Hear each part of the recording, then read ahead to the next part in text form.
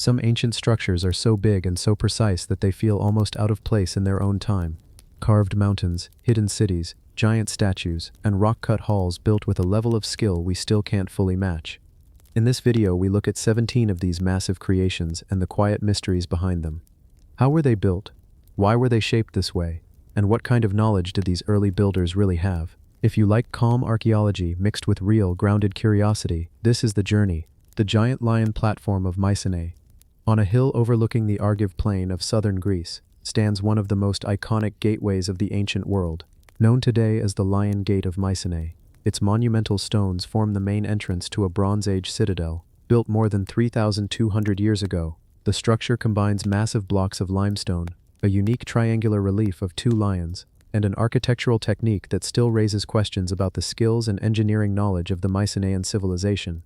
Even after centuries of excavation and study, the scale and precision of the gate continue to inspire curiosity. The Lion Gate marks the western entrance of the citadel, the route through which officials, traders, and visiting dignitaries would have entered during Mycenae's peak between 1600 and 1200 BCE. The gateway stands over 3 meters high, framed by enormous blocks of stone arranged with remarkable precision. The stones are part of what is often called Cyclopean masonry, a term used by ancient Greek writers who believed only giants could have moved stones of such size and weight. Some of the blocks weigh more than 10 tons, shaped into squared forms that fit tightly together without mortar. Their surfaces, even after millennia of weathering, show straight lines and clean angles. At the top of the gate sits a triangular relief carved from a single slab of limestone. The relief depicts two lions standing upright on either side of a central column. Their bodies face outward while their heads, now missing, likely faced forward. The carving is the earliest known monumental sculpture in Europe, and one of the few large artistic works surviving from the Mycenaean period.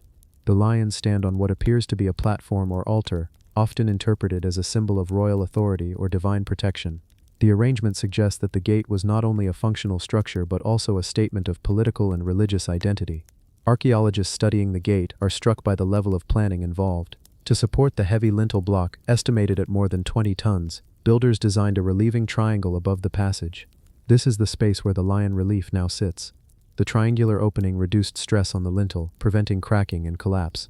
By filling the triangle with the carved slab, the builders combined structural necessity with symbolic expression. The result is a gateway that has withstood earthquakes, weather, and human activity for thousands of years. The stones surrounding the gate show a level of shaping that suggests careful workmanship. Although called cyclopean, implying raw, unworked blocks, most stones at the gate display flattened faces and straight edges. These surfaces appear almost machine-cut in their precision, leading to continued discussions about the tools and techniques available to Mycenaean builders. Archaeological evidence shows that the Mycenaeans used bronze tools, stone hammers, wooden levers, and ropes. Moving blocks of this size required ramps, coordinated labor, and a deep understanding of balance and stability. The gate served as the main entrance to a fortified palace complex. Beyond it lay administrative buildings, storage rooms, and residential quarters for elite members of Mycenaean society. Mycenaean itself was a major center during the Late Bronze Age, connected to trade networks reaching Egypt, Anatolia, and the Near East. The Lion Gate signaled the citadel's status to visitors. Passing through it meant entering a space of authority, wealth, and ritual importance. Excavations around the gate uncovered additional features. A narrow corridor flanking the entrance may have housed guards or provided defensive vantage points. The passage narrows as it moves inward, a design intended to control crowds and defend against intruders. The gate's height, combined with the imposing relief, created a psychological effect. Visitors approaching the citadel would see the lions towering above them, reinforcing the idea of power concentrated within the walls. The lion relief itself reflects both local and foreign influences. While lions did not live in mainland Greece during the Late Bronze Age, they appear frequently in Minoan and Near Eastern art. Mycenaean craftsmen may have drawn inspiration from these traditions. The central column between the lions resembles a Minoan religious symbol, suggesting a cultural connection between mainland Greece and Crete. This blending of motifs indicates that Mycenae was not isolated but engaged with broader artistic and ideological exchanges. Weathering has softened many details of the relief. The lions' heads, made separately from perishable material or lighter stone, are missing. Their absence raises questions about how the original sculpture looked. Scholars propose that the heads may have been made of bronze or wood, materials that would have decayed long ago. Even without the heads, the bodies show carved muscles, defined legs, and carefully shaped torsos. The positioning of the lions, standing upright, carries symbolic meaning. Late Bronze Age iconography often used lions to represent strength, guardianship, and divine authority. Placing them above the main gate associated these qualities with the ruling elites of Mycenae. The central column may represent a deity or a shrine, suggesting a protective role over the citadel. If so, the lions acted not only as physical guardians, but also as spiritual protectors of the community. Archaeologists studying structural wear note that the gate remained in use long after the collapse of Mycenaean society. Later inhabitants repaired sections of the walls and reused portions of the citadel. Although earthquakes damaged some structures, the lion gate remained largely intact. Its survival offers insight into Mycenaean engineering, which emphasized durability through interlocking stones and balanced weight distribution. Excavations beneath the gate revealed layers of soil, pottery fragments, and remains of earlier construction phases.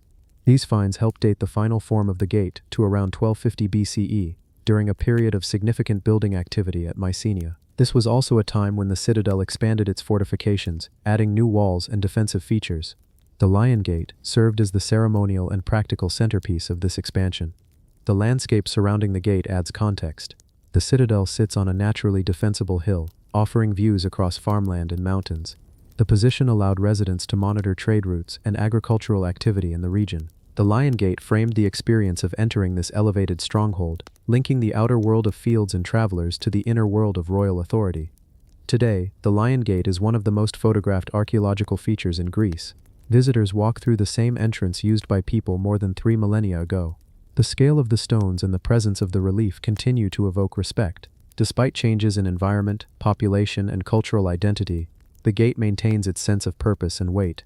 For archaeologists, the gate represents a key example of Mycenaean architecture. It reveals the technical capabilities of a society that influenced later Greek culture, including elements echoed in Homeric epics. The precision of the masonry, the symbolic relief, and the structural design help reconstruct how Mycenae organized labor, ritual, and political life. The giant lion platform of Mycenae stands as a testament to a civilization that shaped stone into both practical defenses and symbolic declarations. Its presence continues to raise questions about construction methods, cultural exchange, and the meaning of monumental art in the ancient world.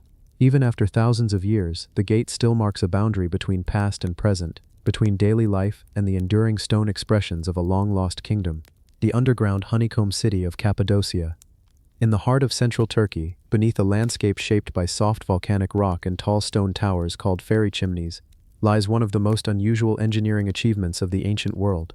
Cappadocia is famous for its valleys and rock-cut churches, but what sits below the ground is even more extraordinary. Vast multi-level underground cities carved layer by layer into the earth. These spaces form a honeycomb-like network of tunnels, chambers, ventilation shafts, and hallways stretching deep below the surface. Known today as places like Derinkuyu, Kaimekli, Mazi, and Ozkonak, these underground cities represent one of the oldest and most complex examples of subterranean architecture. Derinkuyu is the deepest known underground city, descending more than 18 levels and reaching depths of approximately 85 meters. The engineering required to carve such a space from volcanic tuff is remarkable. Workers shaped ceilings, walls, and floors using simple tools. The result is a network of narrow corridors opening into large rooms that once supported daily life. Archaeological evidence shows that the city included kitchens, storage chambers, stables, wine presses, religious spaces, and living quarters. The rooms were connected by passages designed to control airflow and movement. The volcanic rock of Cappadocia made this construction possible. Unlike harder stones, tuff can be carved with relative ease but remains stable once shaped. The softness allowed ancient builders to create wide rooms, tall halls, and long stretches of tunnel without advanced tools. At the same time, the stone's insulating properties kept interior temperatures stable. Even today, the underground spaces maintain a cool environment, offering protection from extreme heat and cold. The honeycomb layout of these cities was not random. Builders organized spaces according to function. Upper levels often held stables and storage rooms, while deeper areas contained living spaces, kitchens, and gathering halls. Narrow passages connected these sections. Some corridors were intentionally tight, allowing only one person to pass at a time. This design served defensive purposes. Large circular stone doors, some weighing up to half a ton, could be rolled across entrances to block intruders. These doors were carved with central holes that allowed communication between rooms while keeping barriers in place. Archaeologists believe that Cappadocia's underground cities served as temporary shelters during periods of conflict. The region experienced waves of migration, trade, and invasion across millennia. Hittites, Persians, Romans, early Christians, and medieval communities all lived in or passed through the area. The underground spaces provided protection during turbulent times. People could retreat below the surface for days or weeks, storing enough food and water to survive until threats passed. Ventilation shafts, some extending dozens of meters, ensured a continuous flow of air throughout the city. Derinkuyu contains one of the most impressive ventilation systems. Long vertical shafts connect multiple levels, drawing air in from the surface and distributing it through deeper chambers. The shafts were carved with careful attention to angle and width. This design maintained airflow even when stone doors blocked the entrances. Water sources within the city added another layer of sustainability. Some wells connected only to underground levels, preventing contamination from the surface. The scale of these underground cities suggests that they supported large populations. Estimates for Derinkuyu range from 10,000 to 20,000 people. While not all residents lived underground year-round, the capacity for shelter shows that communities prepared for extended periods of refuge. Archaeological studies of soot patterns on ceilings indicate long-term use of cooking fires, while storage pits reveal evidence of grain, dried foods, and pottery designed to hold water and oil. Kemukli, another major underground settlement, spreads more horizontally than vertically. It contains wide rooms arranged around central ventilation shafts. Many chambers were used for storage, reflecting the agricultural base of local communities. Stone-cut niches in walls held jars and tools. Channels in the floor drained liquids from winemaking or cooking. The layout demonstrates how underground life adapted to the practical needs of daily living. Although these cities were used at different times by different groups, their overall design shows continuity. Each generation expanded existing tunnels or added new rooms. Sharp corners and straight hallways reveal careful planning, while rougher sections show areas modified quickly during emergencies. Over centuries, the underground settlements became layered with history. Pottery fragments, soot deposits, and structural changes help archaeologists trace phases of habitation. Religious spaces form another important aspect of the underground networks. Small chapels and carved crosses appear in deeper chambers. These features are associated with early Christian communities that used the underground cities as places of refuge during periods of persecution. The presence of worship areas reflects the cultural and spiritual continuity that persisted even in times of danger. The honeycomb structure of these cities remains one of the most striking features. From above, the region appears as rolling hills and open valleys. Beneath the surface, however, the land is hollowed into an interconnected system of rooms and passageways. The contrast between the quiet landscape and the complexity below highlights the ingenuity of ancient builders. This subterranean world operated as a hidden extension of daily life. Excavations continue to uncover new parts of these settlements. In recent years, construction projects in Cappadocia have revealed additional tunnels and chambers extending beyond previously documented areas. These discoveries suggest that the underground networks may be even larger than currently known. Archaeologists use modern techniques such as ground-penetrating radar to map possible extensions, but full exploration is limited by stability concerns and the sheer scale of the structures. The underground cities also show a deep understanding of human organization. Spaces were allocated for communal functions, private activities, storage, worship, and defense. Movement patterns within the cities reveal routes designed for efficiency and safety. The careful control of entry points, ventilation, and workflow illustrates an advanced approach to subterranean design. Despite their age, the underground cities of Cappadocia remain stable. Their rock walls continue to hold firm against erosion, earthquakes, and temperature changes. Visitors today walk through the same narrow corridors and broad chambers carved thousands of years ago. The dim light, cool air, and quiet atmosphere create a sense of entering a preserved environment, untouched by modern noise. The underground honeycomb city of Cappadocia represents a remarkable blend of practicality and innovation. These spaces show how ancient communities adapted to their environment, using the geological features of the region to create shelters that balanced daily life with long-term safety. Their scale, complexity, and endurance make them one of the most impressive architectural achievements of the ancient world. Through ongoing research, archaeologists continue to uncover details about how these spaces were used, expanded, and maintained. Each room, passage, and carved surface adds another piece to the story of a community that created an entire hidden landscape beneath their homes. The underground cities remain a testament to human resilience, creativity, and the ability to shape the environment in ways both functional and enduring. The Great Stone Tower of Jericho. On the edge of the Jordan Valley, near one of the lowest points on the surface of the earth, sits the ancient settlement of Jericho, a site whose history stretches back farther than almost any other known town. Beneath layers of later occupation, archaeologists uncovered a structure that changed our understanding of early human communities. A massive stone tower, built more than 11,000 years ago. This Neolithic tower, constructed during the pre-pottery Neolithic A period, stands as one of the earliest large architectural projects ever attempted. Its presence reveals a moment when early farming communities began organizing labor and shaping monumental structures long before writing, metal, or cities existed. The tower rises roughly 9 meters high in its preserved form, though it may have originally stood even taller. It is built from layers of fieldstones arranged into a circular structure nearly 8.5 meters across at the base. The interior contains a staircase that spirals upward along the inner wall, leading to platforms that once allowed people to climb into an elevated position above the settlement. The stone steps are carefully fitted, with each riser shaped to maintain consistent height. Even after millennia of erosion, the overall design remains clear. Jericho during this period was a settled village of early farmers who cultivated plants and domesticated animals. The tower appears to have been part of a larger stone wall system that surrounded the community.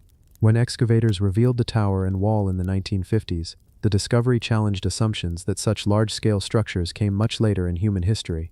Before this find, monumental construction was linked to Bronze Age states. The Jericho Tower pushed that timeline back by several thousand years. The purpose of the tower remains debated. One interpretation views it as a defensive structure, part of a fortification system protecting the settlement from outside threats. The tower's position near an entrance to the village supports this possibility. However, some researchers argue that large-scale warfare did not exist at this early stage. An alternative view sees the tower as a communal or ceremonial structure, used for rituals tied to seasonal cycles, ancestor practices, or social gatherings. Another theory suggests that the tower aligned with natural features such as the nearby mountains or specific solar events. Studies of its orientation show a possible connection to the setting sun during the summer solstice. If true, the tower may have served as a marker for seasonal change, guiding agricultural activities or communal rituals.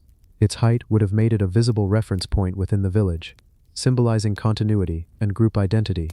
The construction of the tower required coordinated labor.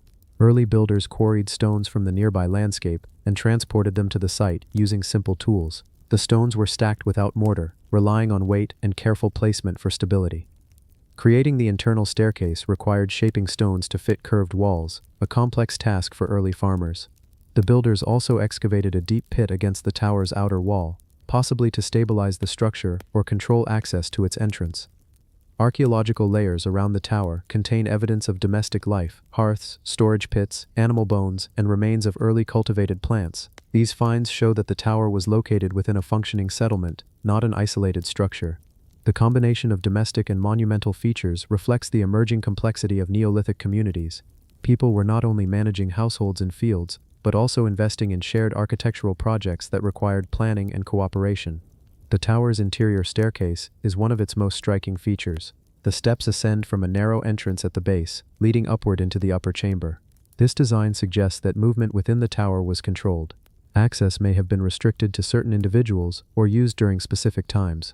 The staircase also reflects an understanding of spatial organization, as builders shaped a usable interior within thick stone walls. Excavations show that the tower underwent multiple phases of use and modification. Over time, the settlement expanded, and new layers of mud brick structures accumulated around the base. The tower's original height may have been greater, but upper sections collapsed or were dismantled over thousands of years. Erosion and later construction further altered its shape.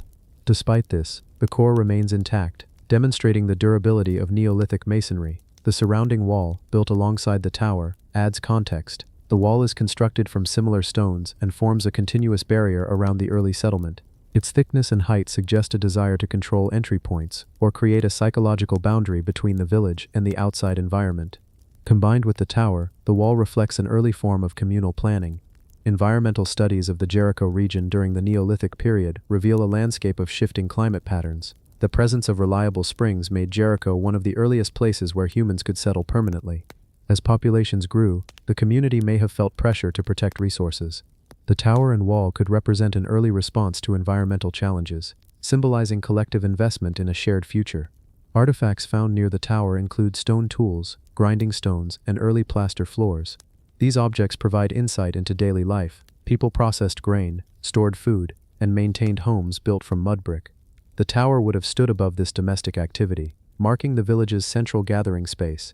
Its visibility from all directions made it a reference point for both residents and travelers approaching the settlement.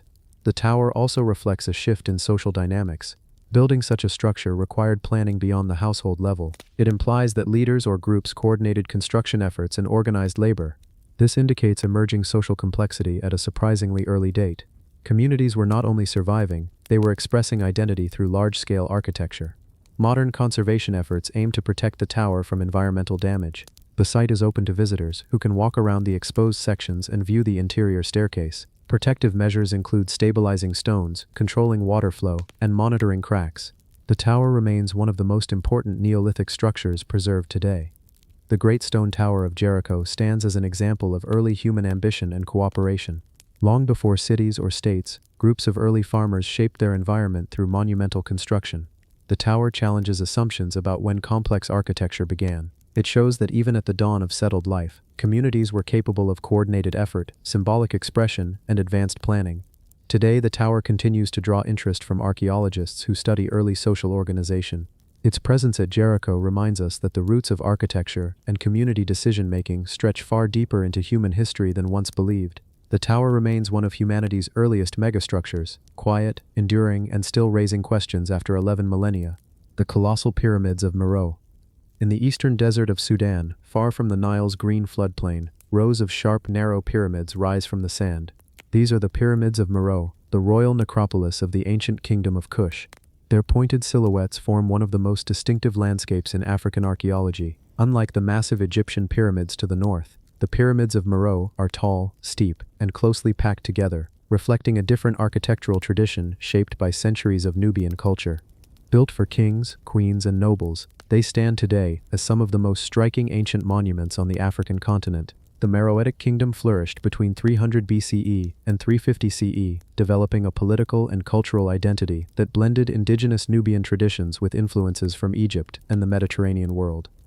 The royal cemetery at Meroe served as the burial ground for several generations of rulers.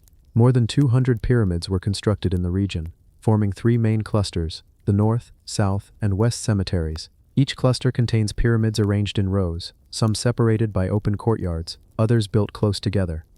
The shape of Meroitic pyramids is distinctive. They rise at angles far steeper than Egyptian pyramids, often between 60 and 70 degrees. Most stand between 6 and 30 meters tall. Though their original heights were sometimes greater, their bases are small compared to Egyptian pyramids, creating slim profiles. The narrow shape reflects a Nubian architectural style used for centuries before Meroet's rise. Earlier Nubian rulers in the kingdom of Napata also built steep pyramids, continuing traditions rooted in the region's early history. Each pyramid was paired with a chapel positioned on its eastern side. These chapels were the focal point for rituals honoring the deceased. Relief carvings on chapel walls show kings and queens making offerings to deities or receiving blessings. The scenes blend Egyptian iconography with local elements, reflecting a cultural dialogue that shaped Kushite identity. Hieroglyphic and Meroitic inscriptions in these chapels contain the names and titles of rulers, offering valuable information for historians reconstructing the royal lineage. The interior structure of the pyramids differs from Egyptian examples. Instead of containing burial chambers within the pyramid itself, the tombs at Meroe were located beneath the pyramids, accessed through stairways leading down from the chapel. These underground chambers held sarcophagi, pottery, jewelry, weapons, and other grave goods. The goods reflect the high status of those buried here and provide insight into Meroitic craftsmanship. Gold jewelry, glass vessels, bronze tools, and decorated ceramics have been recovered from these tombs. Archaeological excavations reveal that the pyramids were constructed using sandstone blocks quarried from nearby sources. Builders shaped the blocks into uniform forms and stacked them in horizontal layers. Mortar was sometimes used, but the precision of the stonework allowed the structures to remain stable over centuries. The steep angle required careful engineering to ensure the pyramid would not collapse. The construction process likely involved teams of specialized workers organized under royal authority. The site faced significant damage in the 19th century, when treasure hunter Giuseppe Ferlini destroyed several pyramids in search of gold. Using explosives, he dismantled the upper sections of many structures, causing irreversible damage. Despite the losses, modern archaeological work has uncovered valuable information about the site's history, iconography, and burial practices. Preservation efforts now aim to stabilize damaged pyramids and protect remaining structures from erosion. The landscape around Meroe adds to its atmosphere. The pyramids rise from golden sand dunes that shift with the wind. The desert environment has preserved many architectural details, though erosion remains a concern. The contrast between sharp stone structures and open desert creates a scene unlike other pyramid fields. Visitors often describe the site as quiet and reflective, far removed from the crowds that gather at Egyptian monuments. The cultural significance of the pyramids extends beyond architecture. The Kingdom of Kush maintained a complex relationship with Egypt, at times adopting elements of Egyptian culture, at other times asserting its independence. Kushite rulers once controlled Egypt during the 25th dynasty, a period when Nubian pharaohs ruled from Thebes. After retreating south, the kingdom centered itself at Meroe, developing unique scripts, religious practices, and political structures. The pyramids serve as markers of this independent identity. Relief carvings from Meroe depict deities that mix Egyptian and local features. The god Apedimuk, for example, appears as a lion-headed figure, unique to Nubian belief.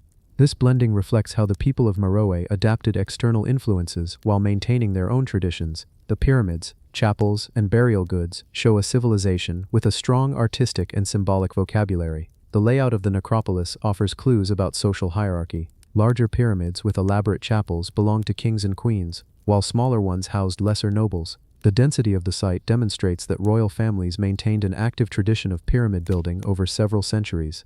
Each new ruler added to the field, creating layers of history in one location. Environmental studies show that the region around Meroe once supported agriculture and trade. The nearby Nile tributary, the Atbara River, offered water for farming and livestock. The kingdom's economy relied on iron production, agriculture, and trade networks connecting sub-Saharan Africa, Egypt, and the Mediterranean. The wealth generated through these activities helped support the construction of monumental structures such as the pyramids. Excavations at the site continue to produce new findings. Archaeologists use modern techniques such as satellite imaging, remote sensing, and digital mapping to understand the layout and condition of the necropolis. Ground-penetrating radar has revealed additional structures buried beneath the sand. These discoveries contribute to a growing understanding of how the cemetery developed over time.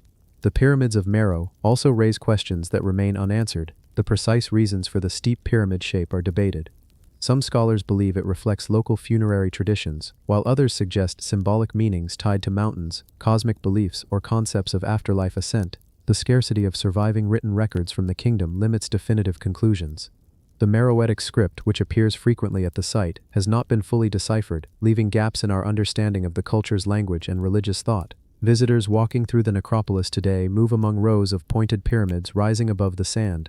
The quiet surroundings make it easy to imagine ancient funerary processions and rituals. The chapels attached to the pyramids show carvings of kings standing before divine figures, emphasizing the connection between royal power and spiritual authority. These scenes provide a window into how the people of Meroe viewed kingship, life, and death. Conservation remains a priority. Sandstorms, temperature fluctuations, and human activity pose threats to the monuments. International teams work with Sudanese authorities to stabilize foundations, repair eroded surfaces, and document damaged structures. Despite challenges, the pyramids remain one of the best preserved royal cemeteries from the ancient world. The colossal pyramids of Meroe stand as powerful reminders of a kingdom that once thrived along the Nile's southern stretches. Their narrow forms, carved chapels, and underground tombs reflect both continuity and innovation in Nubian architecture. They show how a civilization expressed status, belief, and identity through monumental design. Even after centuries of decay and destruction, the pyramids retain their presence, quietly marking the desert with the legacy of Kushite kings and queens. The 100-foot rock-cut Jain statues. On the sandstone cliffs surrounding the historic hilltop fort of Gwalior, a series of towering rock-cut statues stand quietly in the open air. Carved directly into the cliff, faces more than 1,500 years ago, these Jain monoliths form one of the most impressive collections of ancient sculpture in India. Dozens of figures, some reaching more than 30 meters in height, rise above the ground with calm expressions and symmetrical posture. Their scale, craftsmanship, and placement within a fortified landscape reflect a long tradition of Jain art, devotion, and stoneworking skill. The statues belong to the Tirthankaras, revered teachers in Jainism. Each figure is carved in either the standing Kayotsarga posture, with arms held straight at the sides, or the seated lotus position. Both poses express discipline, detachment, and meditation. The Gwalior statues emphasize the importance of nonviolence, restraint, and spiritual focus, values central to Jain philosophy. Although carved centuries ago, the expressions remain composed, giving the impression of figures indifferent to time and weather. Carving the statues directly into the cliffs required careful planning. The sandstone walls around the fort offered wide surfaces and consistent material. Sculptors began by marking outlines on the rock. then cutting away large sections using iron chisels and hammering tools. The process created deep recesses around the figures, leaving the statues attached only to the back rock wall. Artisans then shaped finer details such as facial features, fingers, and the folds of cloth. The surface of the sandstone allowed for smooth contours, helping the figures maintain a unified appearance across the entire cliff face. The Gwalior statues belong to a group known collectively as the Gopachal rock-cut sculptures. Most were created between the 7th and 15th centuries, a long span that reflects the steady presence of Jain communities in the region. The earlier figures tend to be smaller and simpler, while later ones grow taller and more refined. This progression allows archaeologists to trace stylistic changes over centuries. The consistent elements, such as the elongated torsos and symmetrical faces, show the continuity of Jain artistic traditions. The largest statue at Gopachal, often identified as an image of Lord Adinatha, stands about 58 feet tall. Its proportions dominate the surrounding cliff, with the head carved smoothly and with slight rounding. The hands held straight against the thighs emphasize verticality. The figure's height required scaffolding and specialized tools. Carvers worked in sections from top to bottom, removing stone carefully to maintain balance. The resulting monolith stands as one of the tallest Jain rock-cut figures in the world. The environment of Gwalior played an important role in the creation of the statues. The hilltop was already a strategic location, with fortifications dating back many centuries. Jain patrons used the cliffs surrounding the fort as a place to express devotion. The open visibility of the figures suggests an intention to create monumental markers of faith, visible from a distance as people approached the fort. The cliffs formed natural canvases, and the statues helped define the spiritual identity of the area. Archaeological studies reveal traces of pigments on some surfaces, indicating that portions of the statues may once have been painted. Although the color has faded, small patches remain in protected recesses. This suggests that the figures likely appeared brighter during the periods of active worship. The contrast between painted surfaces and natural rock would have made the statues even more striking within the landscape. The Gwalior cliffs contain not just large figures, but also dozens of smaller carvings. These include miniature Tirthankara images, inscriptions, and decorative elements such as lotus designs. Together, they form a large and coherent rock-cut complex. The inscriptions provide information about donors, carving dates, and the communities who lived near the fort. Most inscriptions are in Sanskrit or Prakrit, using scripts such as Nagari. They reflect the involvement of wealthy patrons who supported sculptural projects in honor of religious leaders. The placement of the statues suggests a planned arrangement. Many clusters occupy specific cliff sections aligned along natural terraces. Groups of standing figures appear in series, while seated figures occupy recessed alcoves. This pattern creates a rhythm along the cliffs, balancing variety and repetition. Some of the largest statues occupy the most prominent positions, emphasizing their symbolic importance. Despite their sacred nature, the statues experienced periods of damage.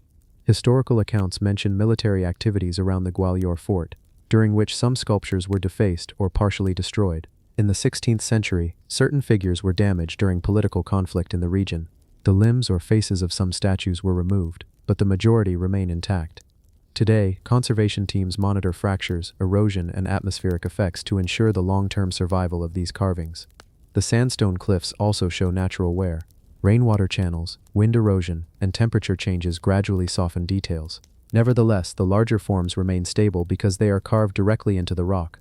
The monolithic nature of the statues allows them to withstand environmental pressures better than freestanding sculptures. Preventive conservation includes stabilizing cracks, redirecting water, and documenting surfaces using digital tools. The rock-cut Jain statues at Gwalior reflect the deep artistic tradition of Jain communities. Throughout history, Jains expressed devotion through architecture, sculpture, and inscriptions. Rock-cut monuments appear across India, including at Ellora, Khandagiri, and Udayagiri. The Gwalior group stands out for its scale and concentration. Few sites combine so many large figures carved directly into natural cliffs. These statues also illustrate the relationship between landscape and religion. For Jain communities, carving figures into rock represents permanence and stability, aligning with ideals of spiritual discipline. The cliffs become extensions of the sacred space, transforming natural features into markers of devotion. Visitors walking beneath the statues experience a sense of scale that emphasizes human effort dedicated to spiritual expression. The Gwalior sculptures also offer insight into ancient stoneworking techniques. Carvers used chisels made of iron, a material available by the time many of the tallest statues were created. Tool marks remain visible on unfinished sections, showing the rhythm of carving. Horizontal grooves in the stone reveal the method of cutting deeper into the cliff before shaping finer details. The combination of rough and polished surfaces preserves evidence of the carving process. Today, the statues continue to draw visitors from around the world. Pilgrims, historians, and travelers climb pathways around the cliffs to view the tall figures from different angles. The quiet environment and open sky create a reflective atmosphere. Standing at the base of a 100-foot figure, visitors can see the scale of the carving and the precision required to shape something so large directly from the cliff. For archaeologists, the Gwalior statues remain important for understanding regional history. The inscriptions help date construction phases and reveal networks of patronage. The statues also mark the presence of thriving Jain communities in central India. Their survival across centuries of political change demonstrates the continued relevance of Jain ideals. The 100-foot rock-cut Jain statues of Gwalior represent the intersection of devotion, engineering, and landscape. Carved directly from the cliffs surrounding a fortified hill, they show how religious communities created monumental forms that express their beliefs in durable and visible ways. Even after centuries of erosion and conflict, the statues stand quietly, maintaining their presence in the sandstone walls of Gwalior's ancient fort. The Great Sphinx Temple blocks. At the edge of the Giza Plateau, just south of the Great Pyramid, stands one of the most intriguing architectural ensembles of the ancient world, the Great Sphinx, and the two temples built beside it. These are the Sphinx Temple and the adjacent Valley Temple, both constructed using some of the largest limestone blocks ever quarried in ancient Egypt. Many of these blocks weigh well over 100 tons, with several reaching nearly 200 tons. Their precise placement and clean geometric shapes raise long-standing questions about the engineering knowledge of the Old Kingdom builders, and about how such enormous stones were moved and positioned more than 4,500 years ago. The Sphinx Temple sits directly in front of the Great Sphinx. Its walls, pillars, and floor are made from huge limestone blocks carved from the bedrock that once surrounded the Sphinx. When crews excavated the lion-bodied statue, the blocks removed from its quarry pit were shaped and repurposed into the temple. This technique of extracting stone from one structure to build another was efficient, but the sheer size of the blocks still required extraordinary planning.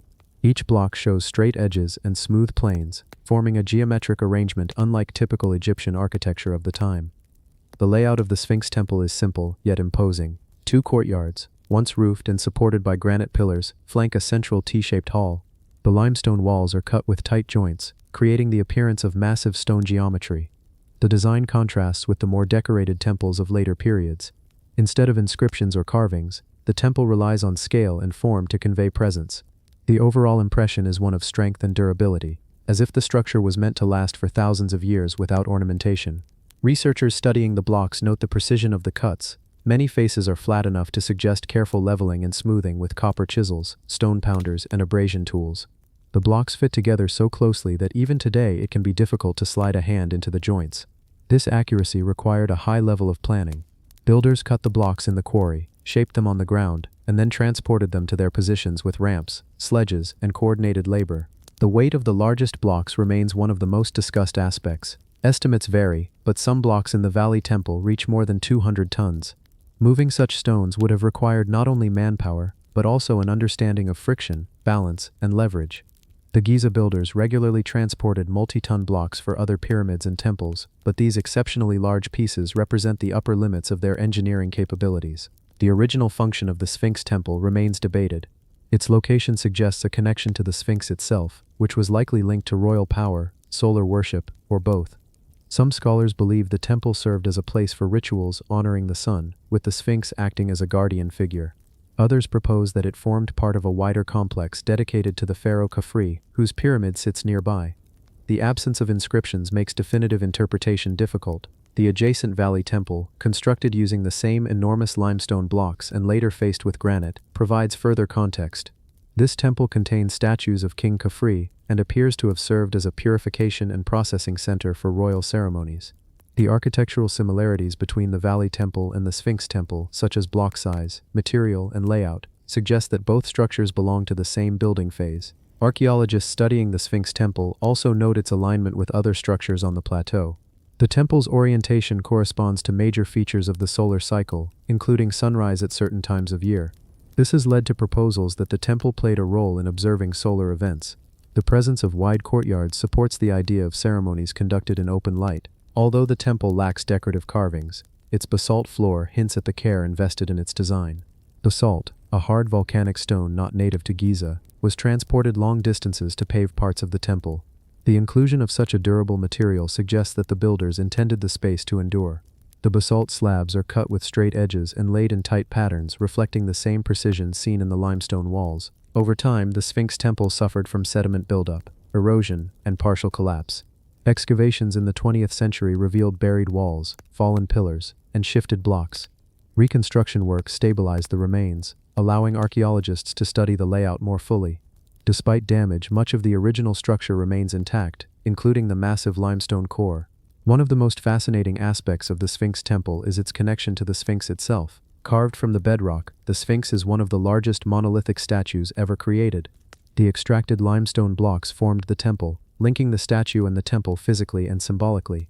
This suggests that the creation of the Sphinx was part of a larger architectural plan, one that integrated landscape, sculpture, and ceremonial space. Studies of tool marks on the temple blocks show how workers shaped them. Horizontal and vertical chisel marks reveal the direction of cutting. Larger surfaces were leveled using pounding stones made from harder materials such as dolerite. The workers likely used water to soften the surface and cool tools during carving. The combination of techniques allowed them to shape massive stones with surprising accuracy. The Sphinx temple also provides insight into labor organization during the Old Kingdom. Constructing such a building required hundreds of workers, including stonecutters, masons, transport crews, and planners. The coordination reflects a centralized state capable of directing large-scale projects. The presence of worker villages near Giza, such as Hayt el-Ghurab, confirms that skilled laborers lived close to the construction site, receiving food, shelter, and medical care from the state. Despite archaeological advances, the temple still raises questions. The decision to use exceptionally large blocks, far heavier than necessary, remains puzzling. Egyptian builders typically used manageable block sizes for most structures. The Giza temples represent an intentional choice to work with massive stones. Whether this choice was symbolic, practical, or related to a specific architectural vision is still debated. The Sphinx temple's appearance today reflects its long history. Portions of the original walls remain, along with reconstructed sections that help outline the original form. Visitors can walk through the courtyards and view the large limestone blocks up close. The smooth surfaces, tight joints, and imposing mass leave a strong impression of early Egypt's engineering abilities. Environmental challenges pose ongoing concerns. Wind erosion, salt crystallization, groundwater, and temperature fluctuations all affect the stone. Conservation teams monitor the blocks and implement measures to slow decay. Modern research, including 3D scanning and geological studies, helps document the temple and plan protective strategies. The Great Sphinx temple blocks stand as a testament to the ingenuity and ambition of ancient builders.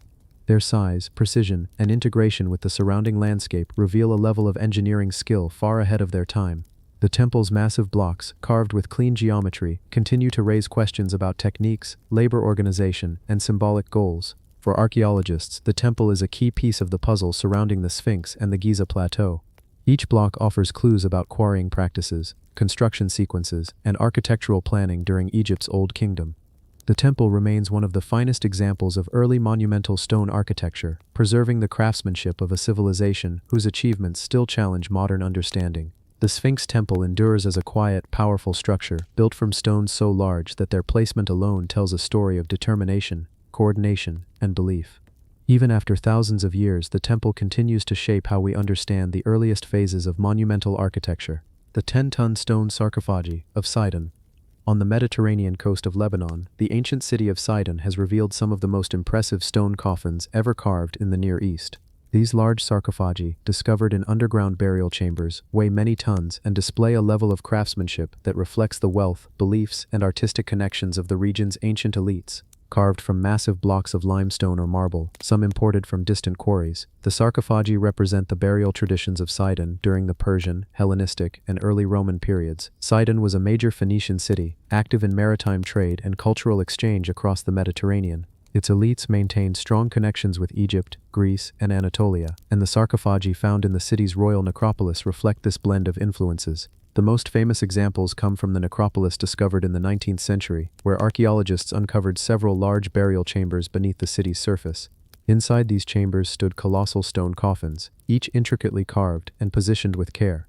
One of the most significant finds is the Alexander sarcophagus, named not because it held the Macedonian king, but because it features relief scenes inspired by his conquests. Carved from marble, the coffin weighs several tons and displays detailed battle scenes and hunting imagery. Although the identity of the person buried inside remains debated, the workmanship shows the influence of Greek sculptural techniques.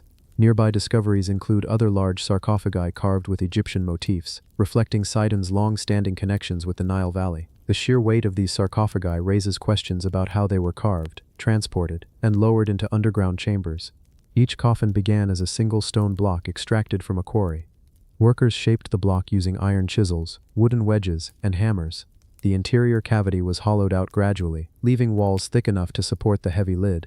Many lids weigh several tons on their own, often carved to match the coffin's shape.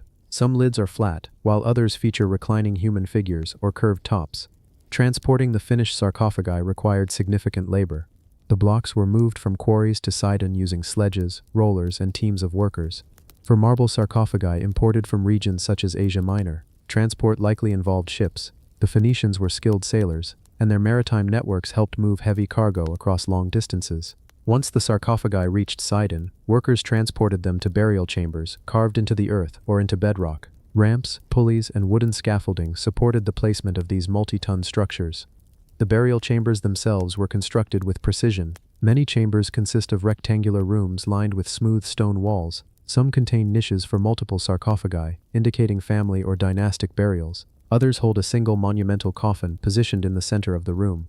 Light entered only during the placement of the sarcophagus. Afterward, chambers were sealed, sometimes with large stone slabs or reconstructed entrances. The relief carvings on Sidon's sarcophagi provide valuable insight into the region's cultural identity. Scenes depict battles, banquets, mythological figures, divine protectors, and symbolic animals. The style varies depending on the period and patron. Greek-inspired sarcophagi feature naturalistic figures, clear musculature, and dynamic movement. Egyptian-style coffins include winged deities, protective symbols, and hieroglyphic-like motifs. The blending of styles reflects Sidon's role as a crossroads of artistic traditions. One notable example is the sarcophagus of the satrap, featuring Persian-style garments and Greek carving methods. The mixture of elements suggests that the occupant belonged to a ruling family with ties to the Persian Empire while also participating in the broader Hellenistic world. Another coffin, decorated with Egyptian symbols, shows how Sidonian elites valued the religious imagery of neighboring cultures. The size of the sarcophagi implies high social status. Only wealthy officials, rulers, or powerful families could commission such works. Written records from the region confirm that Sidon's kings and governors maintained elaborate burial practices. The tombs reflect not only personal wealth, but also a desire to express power, identity, and legacy through monumental art. Archaeologists studying the sarcophagi examine tool marks to understand carving methods. Smooth surfaces were achieved through abrasion using sand and water. Finer details, such as facial features or garment folds, were shaped using pointed tools. Some sarcophagi retain traces of paint, indicating that they were once colored. Red pigments highlight garments, while black or blue pigments emphasize hair or decorative patterns. Although most color has faded, small fragments remain in protected areas. The preservation of the sarcophagi varies. Some remain intact with lids in place, while others were broken or damaged by ancient tomb robbers. Chambers often show signs of disturbance, with lids pushed aside or broken pieces scattered. Despite this, many sarcophagi remain in remarkable condition due to the stable environment underground. Limited exposure to light, wind, and moisture helped preserve their surfaces. Recent excavations in modern Sidon continue to uncover new burial chambers. Construction projects sometimes reveal previously unknown tombs containing large sarcophagi, pottery, jewelry, and inscriptions. These discoveries add to the growing understanding of Sidon's burial practices and its connections with surrounding cultures. Researchers use digital scanning to document reliefs and inscriptions, allowing detailed study without moving the heavy coffins. The sarcophagi also provide insight into religious beliefs. Although shaped by external influences, Sidonian funerary practices retained local elements. Offerings such as food, oils, and personal objects were placed alongside the deceased. The imagery on coffins often features protective symbols meant to ensure safe passage to the afterlife. The blending of motifs from Egypt, Greece, and Persia reflects a belief system that welcomed diverse ideas while maintaining core local traditions. Standing in front of one of these enormous sarcophagi creates a sense of scale similar to visiting the interior of a small temple. The thickness of the walls, the weight of the lid, and the precision of the carving show a level of effort rarely invested in a single burial. The devotion to craftsmanship reflects how ancient communities honored their dead and expressed their place in the wider world. For archaeologists, the sarcophagi of Sidon remain key evidence for studying Phoenician art, politics, and religious life. The tombs reveal patterns of cultural exchange, social hierarchy, and technological skill. Each coffin tells a story about the person it held and the community that built it. The multi-ton stones demonstrate the combination of engineering, labor, and artistry that defines Sidon's burial traditions. The 10-ton stone sarcophagi of Sidon stand as enduring monuments to a civilization that shaped the ancient Mediterranean. Their weight, scale, and detailed carvings continue to raise questions about transportation, craftsmanship, and cultural identity. Even after millennia, these monumental coffins remain some of the most impressive artifacts from the ancient Near East, preserving the memory of a powerful and interconnected society. The megalithic menhirs of Karnak. Along the wind-swept coastline of Brittany, where grassy fields meet clusters of villages and low hills, stand some of the most mysterious stone alignments in Europe. The megalithic menhirs of Karnak stretch across several kilometers of landscape in long, carefully arranged rows. More than 3,000 standing stones rise from the ground here. Some are small enough to step over, others stand more than 4 meters tall. Together, they form one of the largest prehistoric monuments ever built, a project carried out thousands of years before recorded history. The stones, erected between 4500 and 3300 BCE, belong to a period when farming communities across Western Europe were developing new forms of social organization. Karnak, however, stands apart due to its scale and precision. The alignments extend through multiple fields, with rows forming patterns that shift depending on the vantage point. The stones were not placed casually. Their arrangement required planning, coordination, and a collective effort that reflects the abilities of the Neolithic communities who shaped them. Each menhir begins as a large block of granite extracted from nearby quarries. Workers used stone hammers to break the rock from natural formations. Once separated, the block was shaped roughly before being transported to the chosen site. Moving the stones required wooden rollers, ropes, and large groups of people. The menhir was then placed upright by lowering it into a prepared pit and packing the soil tightly around the base. This method allowed the stones to remain stable for thousands of years, surviving storms, erosion, and changes to the surrounding land. The alignments at Karnak are divided into distinct groups, the most famous being Menek, Karmario, and Karleskan. Each group consists of long rows of stones arranged in slightly curved or linear formations. The rows often begin with smaller stones and gradually increase in size toward the center.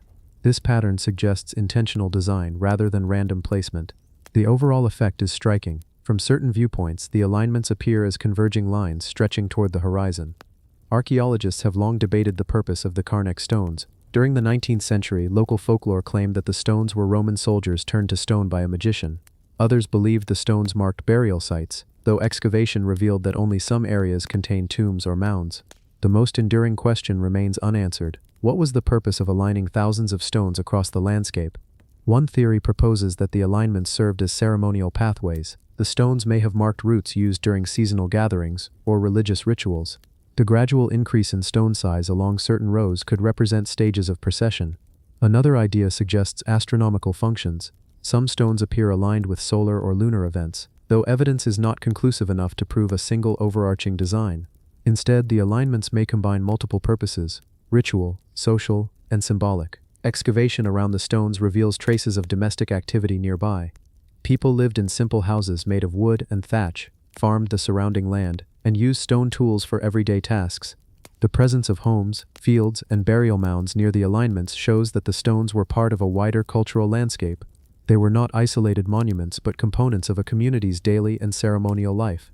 Many of the Karnak stones stand on slight rises or shallow depressions. Builders appear to have taken the natural topography into account when designing rows. Alignments sometimes follow the contours of the land, reinforcing the idea of landscape integration.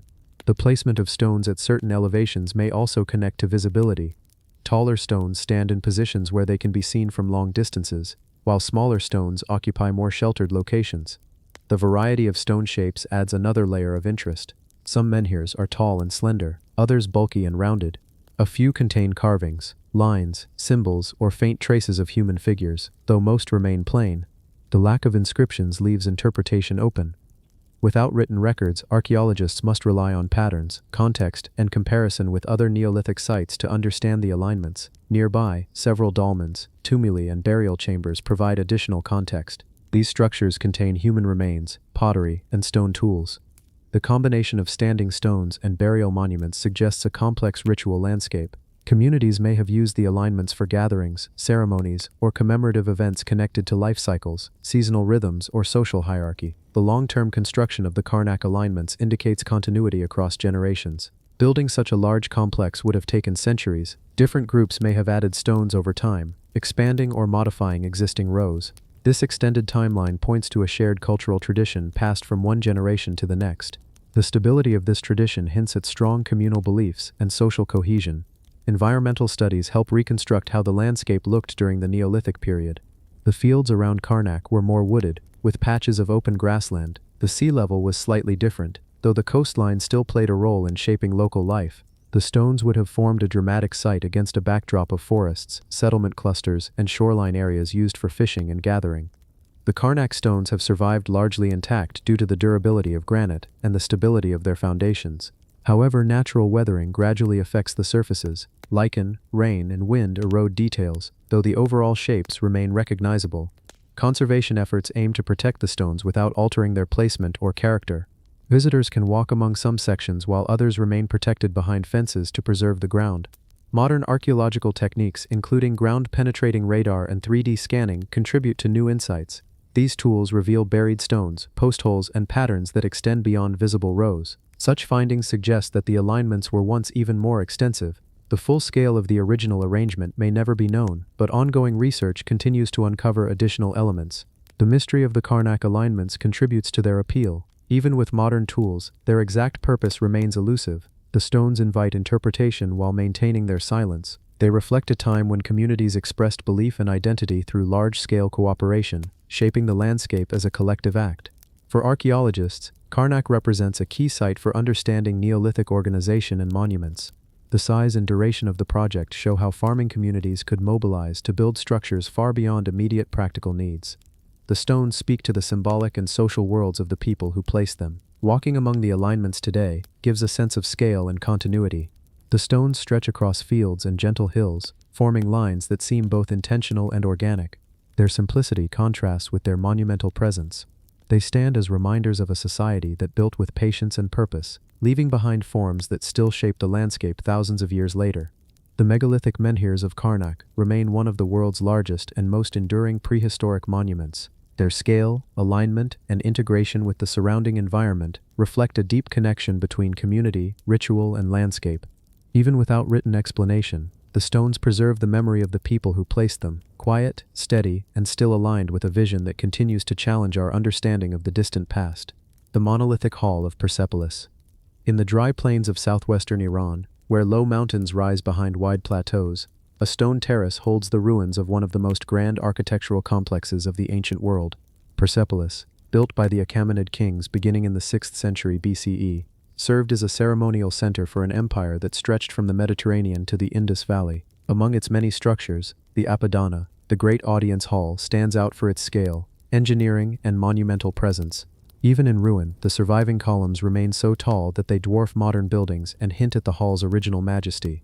The Apadana was commissioned by King Darius I around 518 BCE, and later completed by his son, Xerxes.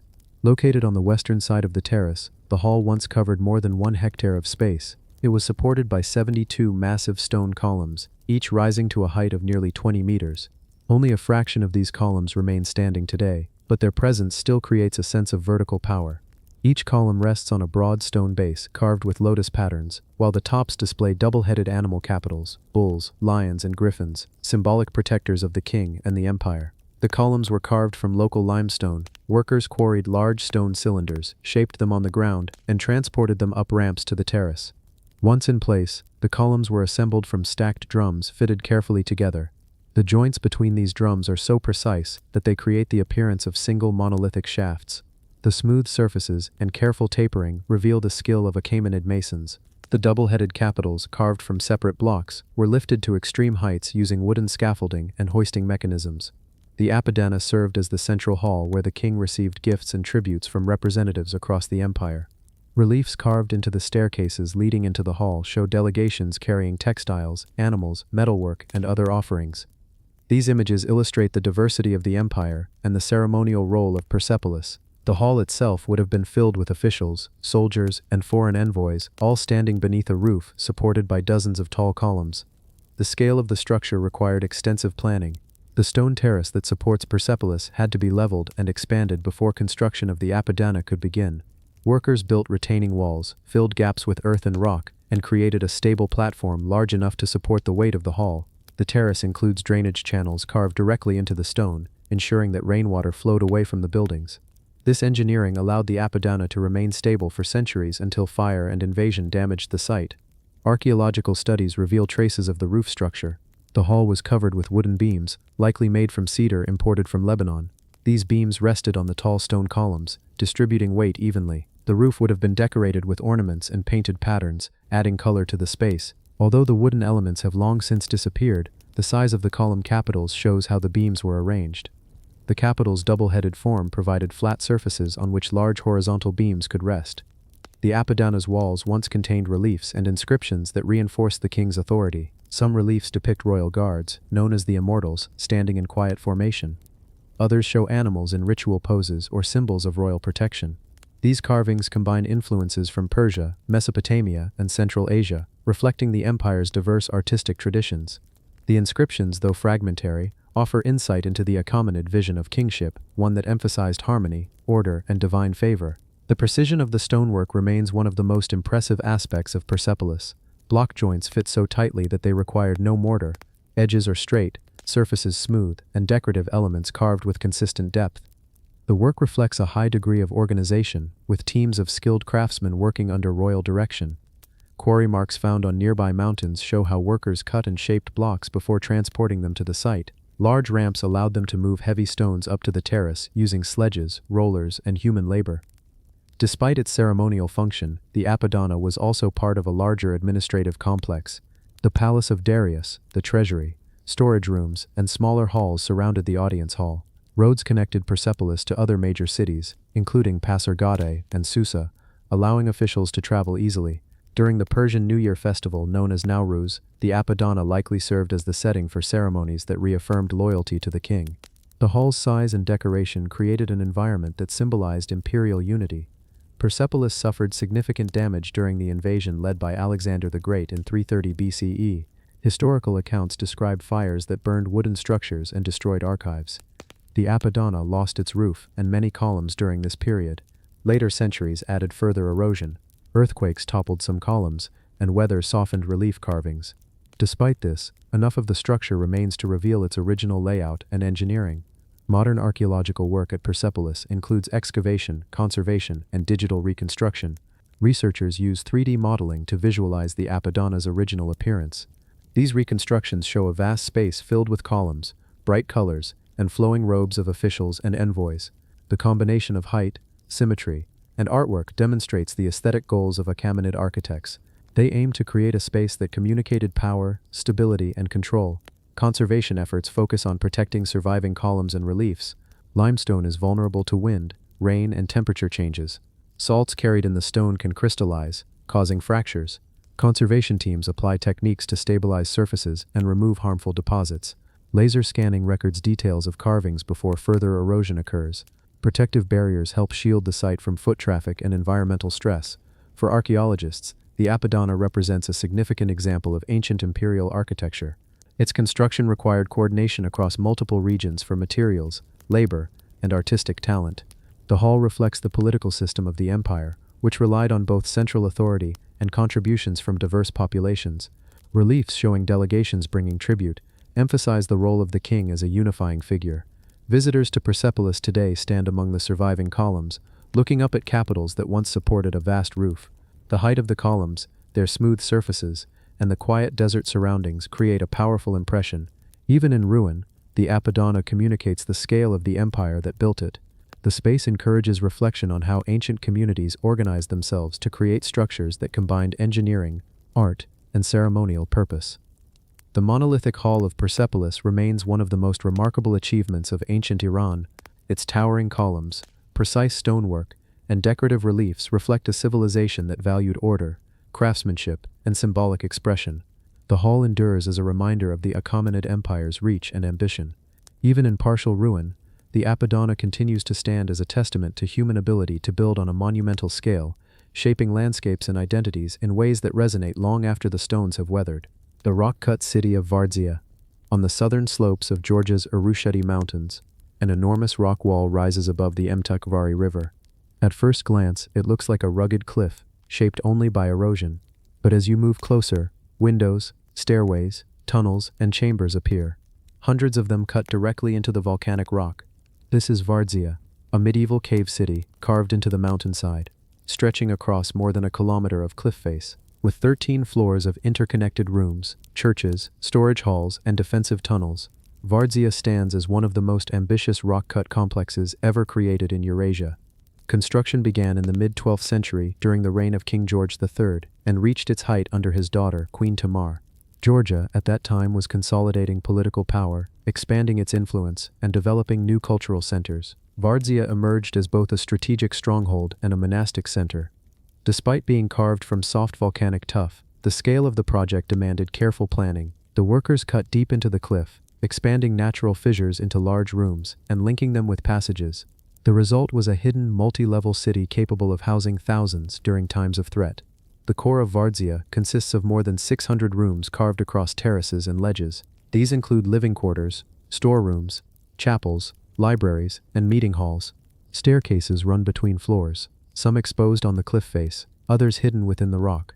Narrow corridors connect multiple chambers, forming a labyrinth that allowed residents to move safely without exposure to the open cliff. The layout reflects a combination of practicality and spiritual purpose. As a monastic center, Vardzia supported a community of monks who maintained the site year-round. One of the most impressive structures within Vardzia is the Church of the Dormition. Carved deep inside the cliff, the church contains frescoes painted during Queen Tamar's reign. These frescoes depict religious scenes, saints, and portraits of the royal family.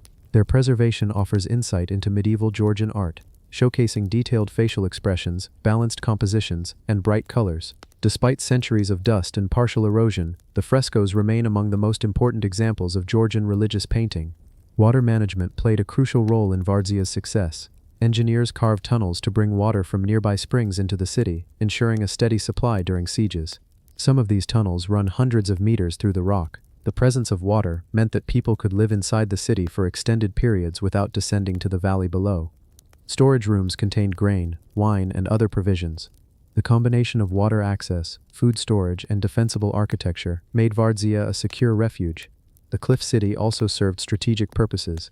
Positioned along a narrow valley near Georgia's southern borders, Vardzia helped protect trade routes and acted as a barrier against invasions. Its concealed entrances and clifftop vantage points provided defensive advantages.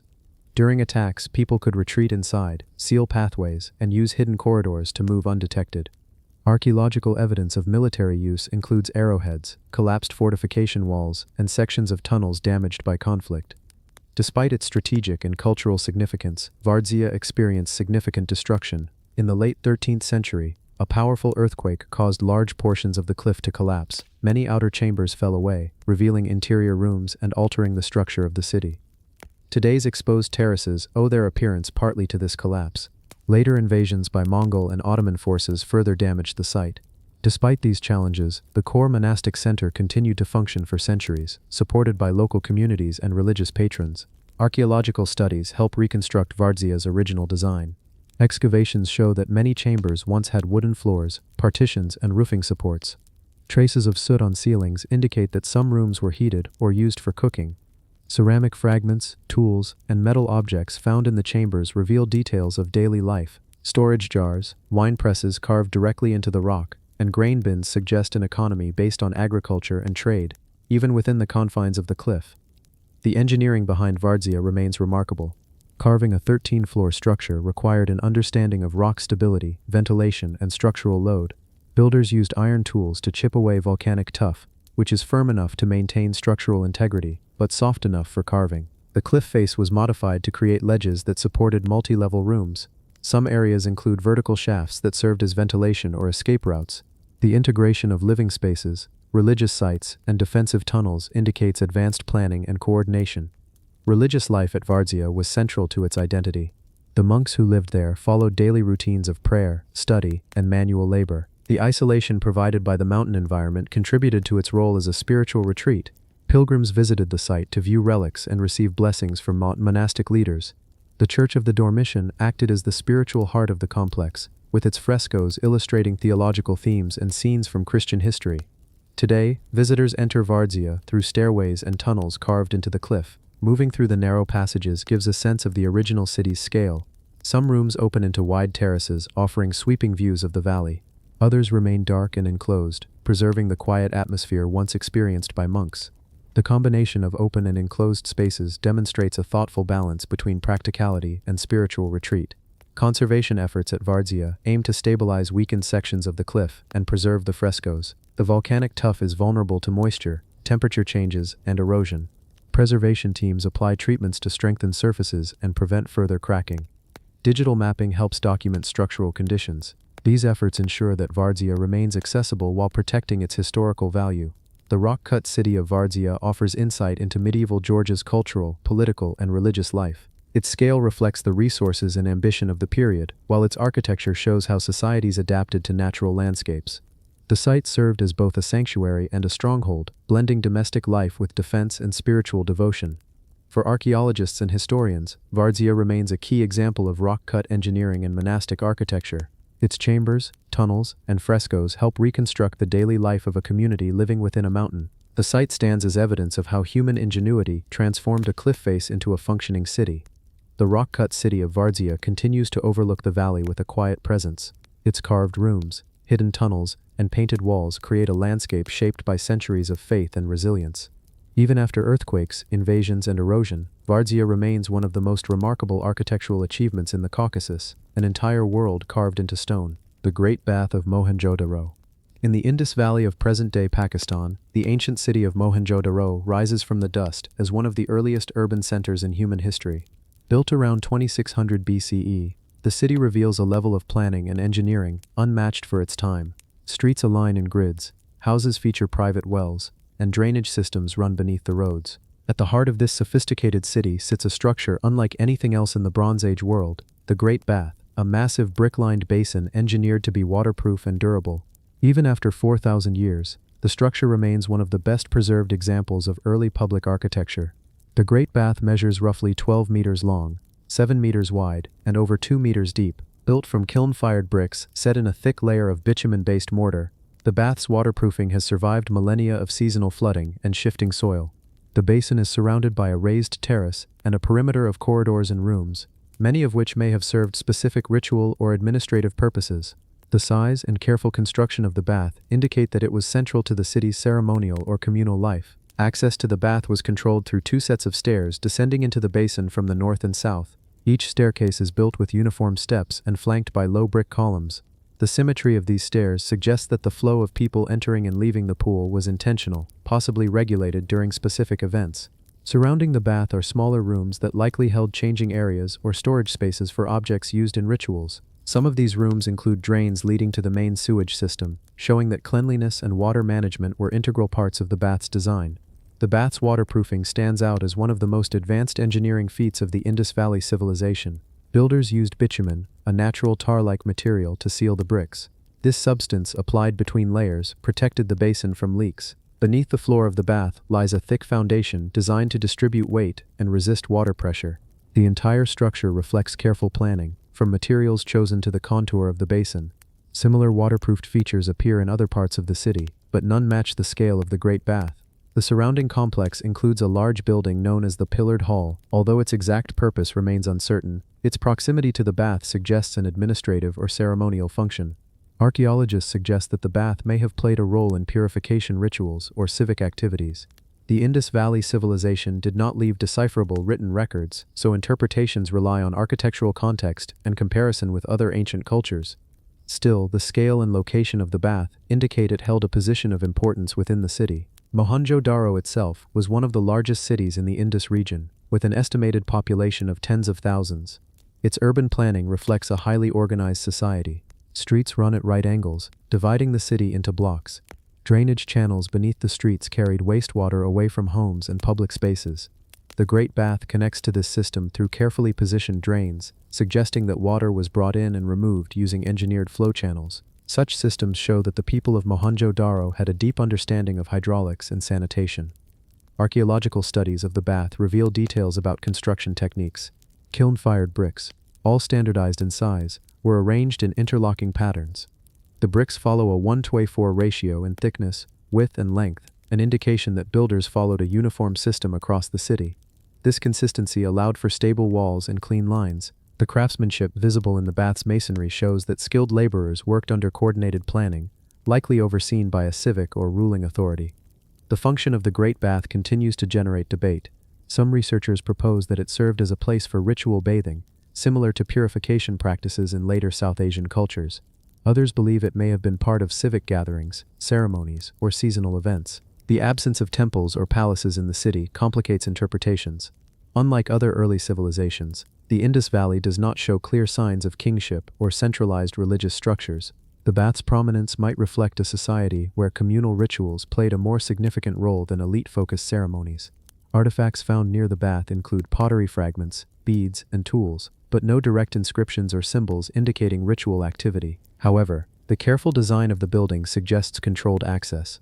The surrounding rooms may have housed officials or attendants responsible for maintaining the site. The combination of water management, controlled entry, and central location supports the idea that the bath served an organized function within the city's social structure. Environmental studies of the region show that the Indus River shifted course over centuries, impacting cities like Mohenjo-Daro. Floods sometimes swept silt over the lower levels of the settlement, burying houses and structures. The Great Bath, built on a raised mound, survived multiple flooding events. Its elevated position may have been intentional to protect it from seasonal inundation. The layers of silt surrounding the site helped preserve brickwork by shielding it from erosion and human disturbance. Mohenjo-Daro began to decline around 1900 BCE as the Indus Valley civilization fragmented. Climate change, river shifts, and changes in trade networks may have contributed to the city's abandonment. Over time, the Great Bath was buried beneath layers of soil and debris. Excavations in the 1920s uncovered the structure almost fully intact, surprising archaeologists with its engineering quality. Since then, the bath has been one of the most studied elements of the site. Conservation remains a challenge. The brick walls are vulnerable to moisture, salt crystallization, and changing temperatures. Preservation teams monitor the basin for water seepage and erosion. Protective measures include controlling groundwater levels and reinforcing fragile sections. Because Mohenjo-Daro is a UNESCO World Heritage Site, international teams work to stabilize the structures while preserving original materials. The Great Bath offers insight into the values and daily life of the Indus Valley civilization. Its central position, advanced engineering, and surrounding complex suggest communal activities tied to cleanliness, ritual, or governance. The structure indicates a society capable of coordinated labor and civic planning at a scale rivaling later civilizations. Despite the absence of written texts, the architecture speaks for itself. The people of Mohenjo-Daro understood material science, water control, and public design. Visitors walking through the site today see the Great Bath as a quiet rectangular pool, framed by eroded steps and thick brick walls. The surrounding corridors echo with the history of a community that organized itself around shared spaces and collective identity.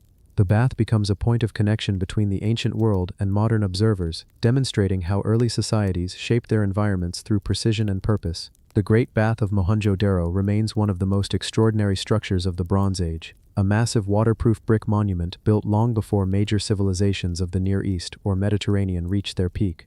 Its existence shows that advanced engineering and social organization emerged early in South Asia, leaving behind a legacy that continues to influence our understanding of ancient urban life.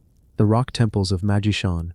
In the misty mountains of Gansu province, a massive pillar of stone rises from the forest, like a natural monument.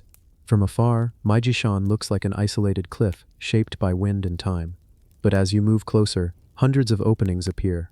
Windows, chambers, stairways, and sculptures carved directly into the rock. This is the Majishan Grottos, a network of more than 190 caves filled with thousands of Buddhist statues and murals. The cliff face resembles a honeycomb carved by human hands, a place where art, religion, and engineering blend in one of China's most remarkable archaeological sites. The grottos date back more than 1600 years. Work began during the later Qin dynasty in the 4th century CE, at a time when Buddhism was spreading across China. Monks, artists, and patrons traveled along the Silk Road, bringing ideas, stories, and artistic styles from Central Asia and India. Majishan became one of the key places where these influences merged. Carvers hollowed out caves, shaped statues from the rock, and applied clay and straw mixtures to build lifelike forms. Over centuries, new dynasties added more caves, expanding the complex into a vertical spiritual landscape. The rock of Maijishan is a type of sandstone that allowed for detailed carving but required careful engineering. Many caves sit hundreds of meters above the valley floor, connected by wooden walkways clinging to the cliff. The original builders carved out ledges and stairways directly into the rock, giving monks access to isolated meditation chambers. These pathways were narrow and steep, designed for minimal disturbance rather than large gatherings. Modern walkways have replaced some of the ancient paths, but the sense of elevation and exposure remains. Inside the caves, statues range from small figures only a few centimeters tall to towering Buddhas, reaching more than 15 meters in height. Some caves contain groups of seated or standing figures arranged in symmetrical rows. Others feature single large images surrounded by attendants, guardians, and celestial beings. Many statues were originally painted with bright pigments, reds, blues, yellows, and greens, that still cling to protected areas. The murals behind the statues depict stories from Buddhist texts, portraits of donors, and scenes of daily life from ancient China. The styles within Maijishan reflect a long timeline of artistic exchange. Early statues show strong Central Asian influence with elongated features, draped robes, and soft expressions. Later works adopt more Chinese characteristics, rounder faces, stylized hair, and detailed ornamentation. Over time, the site became a visual archive of Buddhist artistic evolution, recording changes in belief, politics, and cultural connections across Eurasia. The engineering required to carve such an extensive complex into a near-vertical cliff remains impressive. Workers used iron chisels, wooden scaffolding, and rope systems to reach high sections. Some caves extend deep into the mountain, with central chambers surrounded by smaller rooms. Ventilation shafts, carved discreetly, ensured fresh air. The layout also helped regulate temperature, keeping the interiors cool and dry enough to preserve paintings for centuries. One of the most striking features of Maijishan is the pair of giant standing Buddhas that dominate the central cliff face. These figures, carved in the 6th century, stand more than 15 meters tall. Their expressions are calm, and their proportions emphasize verticality, aligning with the shape of the cliff. The surrounding caves open like balconies around the statues, giving the impression of a sculpted mountain dedicated entirely to religious devotion. Religious life at Maijishan centered on meditation, study, and the creation of sacred art. Monks lived in simple rock-cut cells, sometimes decorated only with a small statue or niche. Larger caves served as assembly halls or shrines where pilgrims could offer prayers. The site's remote location provided isolation from political centers, allowing spiritual communities to focus on their practice. Travelers on the Silk Road visited the mountain for blessings and guidance, leaving inscriptions that reflect personal journeys and cultural exchange. Natural forces have shaped Maijishan's history as much as human activity. Earthquakes in the region caused parts of the cliff to collapse, destroying some caves and sculptures. Records from the Ming Dynasty describe severe damage that altered the appearance of the site. However, many caves survived due to their deep placement within the rock. Restoration efforts throughout Chinese history aimed to stabilize the cliff and repair walkways.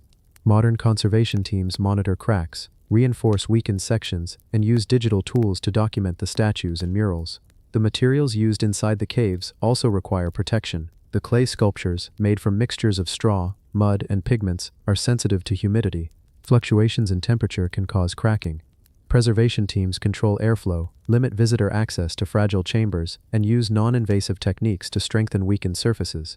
These efforts aim to keep Maijishan intact without altering its historic character. Archaeological studies of the site reveal information about the people who lived and worked there. Tools, pottery fragments, and small inscriptions help reconstruct daily activities. Many caves contain donor inscriptions that list names, professions, and the reasons for offering statues or paintings. These inscriptions show that Maijishan was supported by a wide range of people, merchants, soldiers, officials, and villagers, reflecting a community deeply invested in Buddhist devotion. The geographic position of Maijishan contributed to its cultural significance. Located near the ancient Silk Road corridor, the site served as a meeting point for ideas traveling between East and West. Artistic elements from India, Persia, Central Asia, and China blend within the caves, creating unique forms. This fusion makes Maijishan a key site for understanding the spread of Buddhism across Asia. Sculptures show drapery styles common in Gandhara, facial features inspired by Central Asian traditions, and architectural details drawn from Chinese craftsmanship. Visitors today walk along metal walkways attached to the cliff face, a modern replacement for the ancient wooden paths. The view from these walkways reveals the scale of the complex. Rows of cave openings stacked vertically, columns of statues embedded in the rock, and stairways that disappear into shadow. The mountain's surface seems alive with carved forms. Inside, the quiet atmosphere allows visitors to see the details up close, fine lines in carved robes, preserved pigments in painted halos, and soft modeling in clay faces. The rock temples of Meijishan demonstrate how spiritual dedication, artistic skill, and engineering adapted to a natural landscape. Communities carved a mountain into a sacred space, shaping cliffs into halls of worship and meditation cells. Even after centuries of earthquakes, erosion, and political change, the grottos remain a testament to human ingenuity and devotion.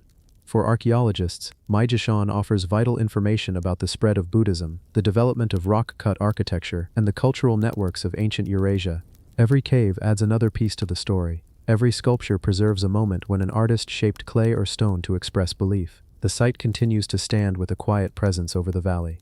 Its honeycomb of chambers, towering Buddhas, and painted walls show a civilization that carved its faith into the face of a mountain.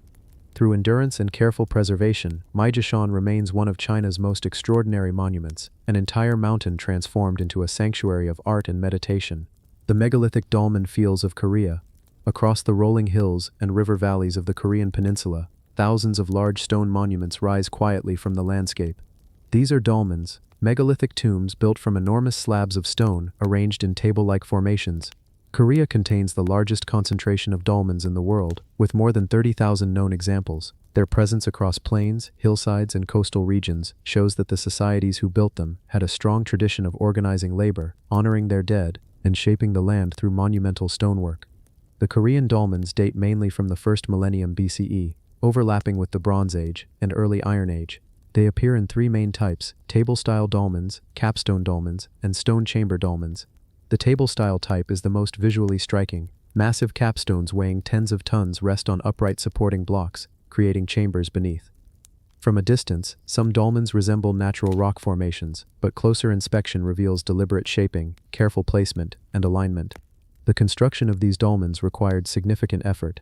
Builders selected large boulders from deposits left by glaciers or shaped stone blocks quarried from nearby hills. They transported the stones using sledges, rollers, ropes, and teams of workers. To raise the heavy capstone, builders likely used earthen ramps, lifting the stone gradually with logs and wedges before sliding it onto the support pillars. Once the capstone was in place, the ramps were removed, leaving the monument standing alone on the landscape. Dolmens served as burial chambers for individuals or small groups. Excavations reveal that many contained stone-lined pits or wooden coffins beneath the capstone. Grave goods often accompanied the deceased: bronze daggers, stone tools, pottery vessels, and ornaments made from jade or other precious materials. These objects show that the people buried in dolmens held significant status within their communities. The variety of goods also illustrates trade networks and connections with nearby regions. The distribution of dolmens suggests patterns of settlement and social organization. Large dolmen clusters appear near fertile plains and river valleys where agricultural communities thrived. Smaller groups occupy higher elevations, marking boundaries or ceremonial zones. Some fields contain dozens of dolmens arranged in rows, while others consist of single monuments set apart from nearby structures. These patterns indicate shifting beliefs and regional variations in burial customs. Two of the most famous dolmen fields in Korea are the Hwasun and Gocheong clusters, both listed as UNESCO World Heritage Sites. The Gocheong field contains hundreds of dolmens spread across low hills, many with capstones weighing more than 50 tons. The sight of these stones arranged across the landscape creates a powerful impression of ancient communities working together to create lasting monuments. The Hwasun field, located along a river valley, includes dolmens carved from massive boulders with surfaces shaped by early tools. Archaeological studies of these dolmen fields show evidence of quarrying sites, where builders extracted raw material. Tools found at these sites include wedges, hammerstones, and polishing stones. These artifacts help reconstruct the process of shaping and transporting large rocks. The presence of unfinished dolmens or abandoned stones provides clues about construction techniques and the labor required for such projects. One of the most debated questions about Korean dolmens is how early societies organized themselves to complete these tasks. Building a large dolmen could require dozens or even hundreds of workers. Coordinating such labor suggests a level of social hierarchy or collective leadership. However, the widespread presence of dolmens across many regions indicates that the practice was not limited to elite centers. Instead, dolmen building appears to have been a shared cultural tradition among various communities, each contributing its own variations. The funerary objects found inside dolmens offer insight into everyday life. Pottery vessels, often decorated with geometric patterns, reflect both artistic expression and practical use. Bronze daggers show advanced metalworking skills and may symbolize authority or power. Ornaments made from jade or other minerals reflect long-distance trade. These items reveal a society that valued craftsmanship and maintained exchange networks with neighboring cultures in Northeast Asia. The orientation of dolmens adds another layer of interest. Many dolmens face east or southeast, possibly aligning with sunrise or seasonal changes. Others follow the contours of local terrain. While there is no single pattern, the repeated use of specific orientations suggests symbolic meaning tied to beliefs about the afterlife or cosmology. The landscape itself may have held spiritual significance, with dolmens marking places where community life and memory intersected. Environmental studies reveal how the landscape around dolmens has changed over time. Many dolmens that once stood on open fields are now surrounded by forests, rice paddies, or modern towns. Soil deposition and erosion have altered ground levels around some structures. Despite these changes, the dolmens remain anchored in place, preserving the memory of ancient communities and their connection to the land. The rock surfaces of many dolmens show signs of weathering, but the overall stability of the monuments is impressive. Massive capstones remain balanced on their supports, even after thousands of years of wind, rain, and earthquakes. Conservation efforts aim to prevent damage from vegetation, erosion, and human contact. Measures include creating protective zones, stabilizing shifting stones, and documenting structures through digital mapping. Cultural practices connected to dolmens continue in some areas. Local traditions view dolmen fields as sacred landscapes, linking them to ancestral spirits or historical events. Folklore describes them as meeting places for early rulers or markers of ancient towns. While these stories cannot be verified archaeologically, they reflect how modern communities relate to these ancient structures. For archaeologists, Korean dolmens offer critical insight into prehistoric social structures. They reveal how early agricultural communities honored their dead, expressed social identity, and organized labor. The scale and distribution of dolmens make Korea one of the most important megalithic regions in the world, offering comparisons with sites in Europe, Japan, and Southeast Asia. Walking among the dolmen fields today gives a sense of the scale of the ancient landscape. Large capstones rest on upright stones with quiet stability. Rows of monuments stretch into the distance. The simplicity of the design contrasts with the effort required to build each structure. These stones connect the present with a distant past, when communities shape their world through collective action and shared belief. The megalithic dolmen fields of Korea remain among the most expansive and enduring prehistoric monuments on the planet. Their size, variety, and cultural significance reveal a complex society that valued tradition, engineering, and remembrance. Even after thousands of years, the dolmens continue to stand across Korean hillsides, reminders of ancient hands that lifted giant stones to honor their dead and define their place in the world. The Great Wall of Gorgan. Across the northeastern plains of Iran, where open grasslands stretch toward the Caspian Sea and distant mountains form a broken horizon, lies one of the longest ancient fortifications ever built. Known today as the Great Wall of Gorgan, and in some places nicknamed the Red Snake because of the reddish-fired bricks used in its construction. This massive structure runs for nearly 200 kilometers. For centuries, much of the wall lay buried or forgotten beneath soil, farms, and riverbeds. Only in recent decades has archaeological research revealed the full scale of what may be one of the most ambitious defensive systems of the ancient world. The wall was built during the late Sasanian period, between the 5th and 6th centuries CE, when the empire faced repeated pressure from nomadic groups moving across Central Asia. The Gorgan Plain formed a strategic corridor, an area where migrating tribes could descend toward the fertile heartlands of Iran. To protect this frontier, planners designed a linear fortification stretching from the mountains in the east to wetlands near the Caspian Sea in the west. The wall runs in a nearly straight line across plains, rivers, and uneven terrain, showing how deeply planned the construction was. The wall's core structure consists of fired red bricks laid in thick rows, creating a sturdy barrier up to 10 meters wide in some sections. Although only fragments survive today, archaeologists estimate that the wall originally stood several meters high, with battlements and towers positioned at regular intervals.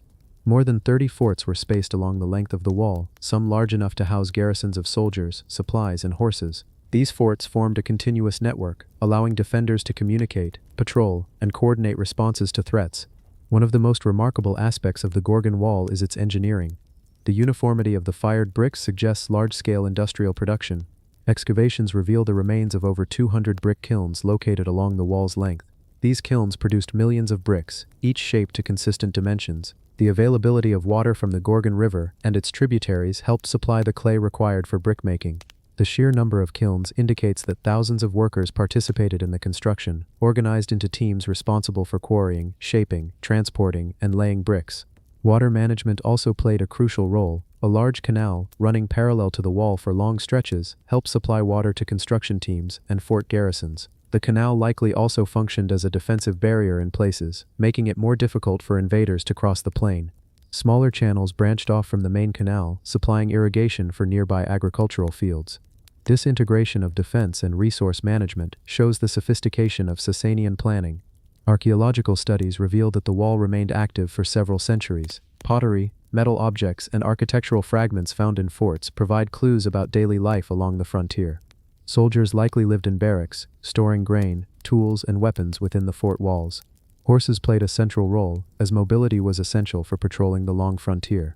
Some forts contained stables large enough to house dozens of animals. The presence of hearths and storage rooms indicates that military personnel conducted everyday activities, cooking, repairing equipment, caring for livestock, while remaining ready to defend the border. The Gorgan Wall also demonstrates how empires used monumental construction to assert control. Its size and straight alignment conveyed a message. This was not an unsettled frontier but a controlled boundary maintained through organization and engineering. The wall's presence alone may have deterred raiding parties, while its forts provided rapid response points. Combined with the canal and agricultural fields, the wall formed a self-sustaining military system capable of supporting its defenders. Dating the wall has been a challenge. Early estimates placed construction in the early Islamic period, but later studies, including radiocarbon dating and analysis of brick kilns, pushed the date back to the Sasanian era. This aligns with written sources describing conflicts with nomadic groups, such as the Hephthalites. Although the wall itself contains no inscriptions, the archaeological evidence points to a time when the Sasanian Empire invested heavily in defensive works. The wall joins other major Sasanian fortifications, such as the Great Wall of Derbent in the Caucasus, showing a broader strategy of border protection.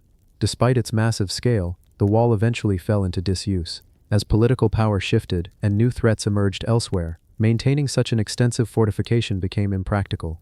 With time, wind-blown soil covered many sections, rivers altered their courses, and abandoned forts collapsed. In some places, farmers reused bricks for local construction, further erasing the original structure. Only aerial photography and satellite imaging in the 20th and 21st centuries revealed the full length of the wall, prompting renewed archaeological interest. Excavations continue to uncover details about construction techniques. Many bricks bear fingerprints from workers, showing how each block was molded by hand before firing. Tool marks on the mortar beds indicate how masons set bricks in place using simple but effective methods.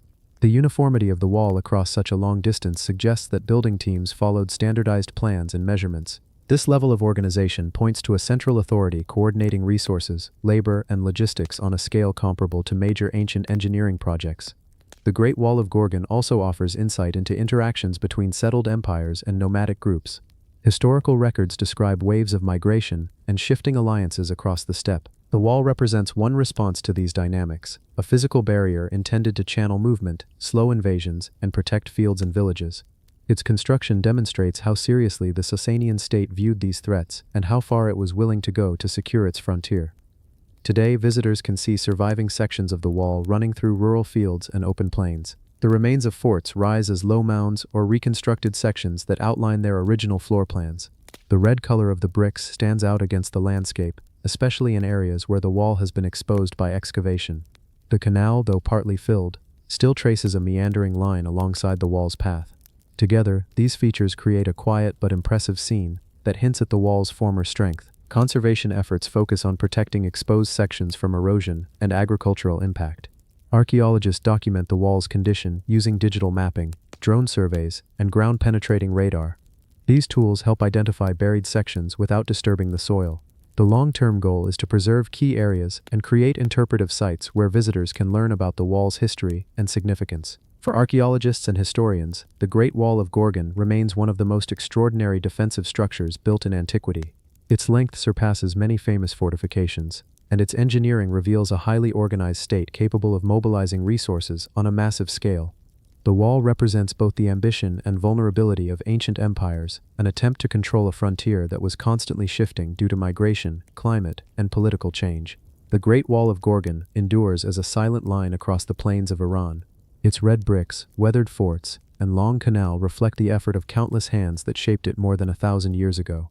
Even in partial ruin, it remains a powerful reminder of the ways ancient societies defended their territories and marked their presence across the landscape. The giant rock fortress of Masada. On the edge of the Judean desert, where cliffs drop sharply toward the Dead Sea's blue water, a vast mesa rises from the landscape. Its top is flat, its sides are nearly vertical, and its isolation makes it appear more like a natural citadel than a mountain. This is Masada, one of the most formidable rock fortresses of the ancient world. From above, the mesa looks like a stone ship stranded in the desert. For thousands of years, its steep slopes, high walls, and engineered corridors have made it a symbol of determination, engineering skill, and dramatic history. The fortress, as we know it, began under Herod the Great in the 1st century BCE. Herod transformed the mountaintop into a fortified palace complex, capable of resisting siege for months.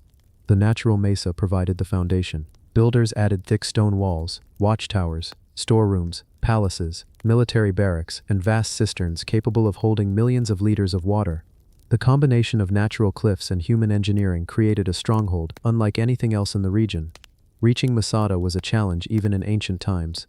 The Snake Path, a narrow, winding footpath carved along the eastern slopes, provided one of the only access routes. On the western side, a steep ramp gave another, though the incline was still difficult to climb. For invading armies, reaching the top meant exposing troops to defenders positioned above. This advantage allowed Masada to function as both a palace retreat and a refuge during political uncertainty. Herod's architecture at Masada reflects his broader building style: grand, defensive, and efficient. Two main palaces stood at the northern edge of the plateau. The northern palace, the most elaborate, featured 3 terraces built into the cliff face. The upper terrace served as a residence, while the lower levels provided views, reception areas, and open-air spaces supported by columns. The southern palace complex, simpler but still large, contained administrative rooms and storage spaces. Thick stone walls protected the entire summit. One of the most remarkable features of Masada is its water management system. Engineers carved channels into the sides of the mountain to capture runoff during seasonal rains. These channels funneled water into enormous rock-cut cisterns located along the slopes and inside the plateau. The combined storage capacity allowed thousands of people to survive within the fortress for extended periods, even during siege. Without this system, long-term occupation of such a dry environment would have been impossible. Storerooms reinforced this self-sufficiency. Excavations uncovered long corridors lined with storage jars, many of which still contained traces of grains, olive oil, wine, and other supplies. The volume of stored goods suggests preparation for prolonged isolation. Masada was built not just as a display of royal power, but as a refuge against political instability. After Herod's death, Masada changed hands several times. Its most famous chapter came during the First Jewish-Roman War in the 1st century CE. A group known as the Sicarii took control of the fortress, using it as a base against Roman forces. For several years, Masada remained one of the last points of resistance. Roman legions eventually encircled the site, constructing camps and walls around the base of the mountain. The remains of these camps are still visible today, forming one of the best preserved siege systems in the ancient world. The Roman siege of Masada stands out for the engineering of the ramp built against the western side of the mesa. Using thousands of tons of stone and dirt, Roman soldiers constructed a massive ramp to reach the fortress walls. The project required coordination and constant labor under harsh desert conditions. When the ramp reached the top, Roman forces used siege towers and battering rams to breach the wall. Archaeological evidence reveals burned sections of the defenders' inner walls and debris from the final confrontation. Inside the fortress, excavations have uncovered remains of domestic structures, communal meeting rooms, workshops, and ritual baths. These spaces reflect daily life during the long resistance period. Pottery fragments, coins, textiles, and tools show that residents continued ordinary activities while preparing for conflict. Frescoes found in some rooms indicate a preference for simple geometric decoration, consistent with the cultural practices of the period. The story of Masada ends with one of history's most debated episodes. Ancient sources, particularly the historian Josephus, describe a mass suicide carried out by the defenders when Roman victory became inevitable. Archaeological evidence neither fully confirms nor refutes this account, leaving the final moments open to interpretation. What remains clear is that Masada symbolizes the resilience and desperation of a community facing overwhelming force. After the Roman conquest, Masada saw limited use. Winds and sand gradually covered parts of the fortress, while earthquakes caused damage to walls and rooms. The site remained largely abandoned until rediscovered by modern explorers in the 19th century. Major excavations in the mid-20th century revealed much of what we know today, exposing walls, storerooms, cisterns, and the dramatic northern palace. Conservation efforts focus on stabilizing both natural and human-made structures. The desert climate helps preserve some materials, but erosion, earthquakes, and tourist activity pose challenges. Archaeologists reinforce walls, monitor cracks, and protect fresco fragments. Walkways allow visitors to move through the site without damaging ancient surfaces. From the top of Masada, the view stretches across the Dead Sea and into the desert valleys. The scale of the landscape emphasizes how isolated the fortress truly is. The combination of steep cliffs and engineered structures creates a powerful impression of strength and endurance. Even in ruin, Masada maintains its commanding presence. For historians and archaeologists, Masada is a crucial site for understanding ancient engineering, military strategy, and the cultural world of the late Second Temple period. The cisterns reveal advanced hydrological knowledge. The storerooms show organized planning and resource management. The Roman camps and siege ramp offer rare physical evidence of ancient military logistics on a large scale. Masada remains a symbol of determination, engineered resilience, and dramatic history. Its towering cliffs, fortified walls, and carved terraces reveal a civilization willing to reshape a mountain for security and identity. Even after 2,000 years, the fortress continues to watch over the desert, a silent reminder of the human stories shaped on its heights. The Great Terrace of Baekje. In the river valleys of central South Korea, where forested hills rise gently above flat plains, the remnants of an ancient kingdom still shape the land. This region was once the heart of Baekje, one of the three kingdoms of Korea, known for its diplomacy, craftsmanship, and elegant architectural style. Among the ruins scattered across Baekje, the kingdom's final capital, one structure stands out for its scale and engineering: the Great Terrace, a massive stepped platform carved into the slope of a hill overlooking the Baengmagang River. Long before modern retaining walls and terraced cities, Baekje engineers built this monumental platform to support temples, fortifications, and administrative buildings. The terrace remains one of the largest stone constructions from early Korean history. The Great Terrace, sometimes called the Gwanbukri Terrace, stretches across the hillside in long horizontal layers. Each layer consists of retaining walls built from carefully fitted stone blocks. The structure rises in broad steps, with platforms large enough to support wooden buildings, courtyards, and storage areas.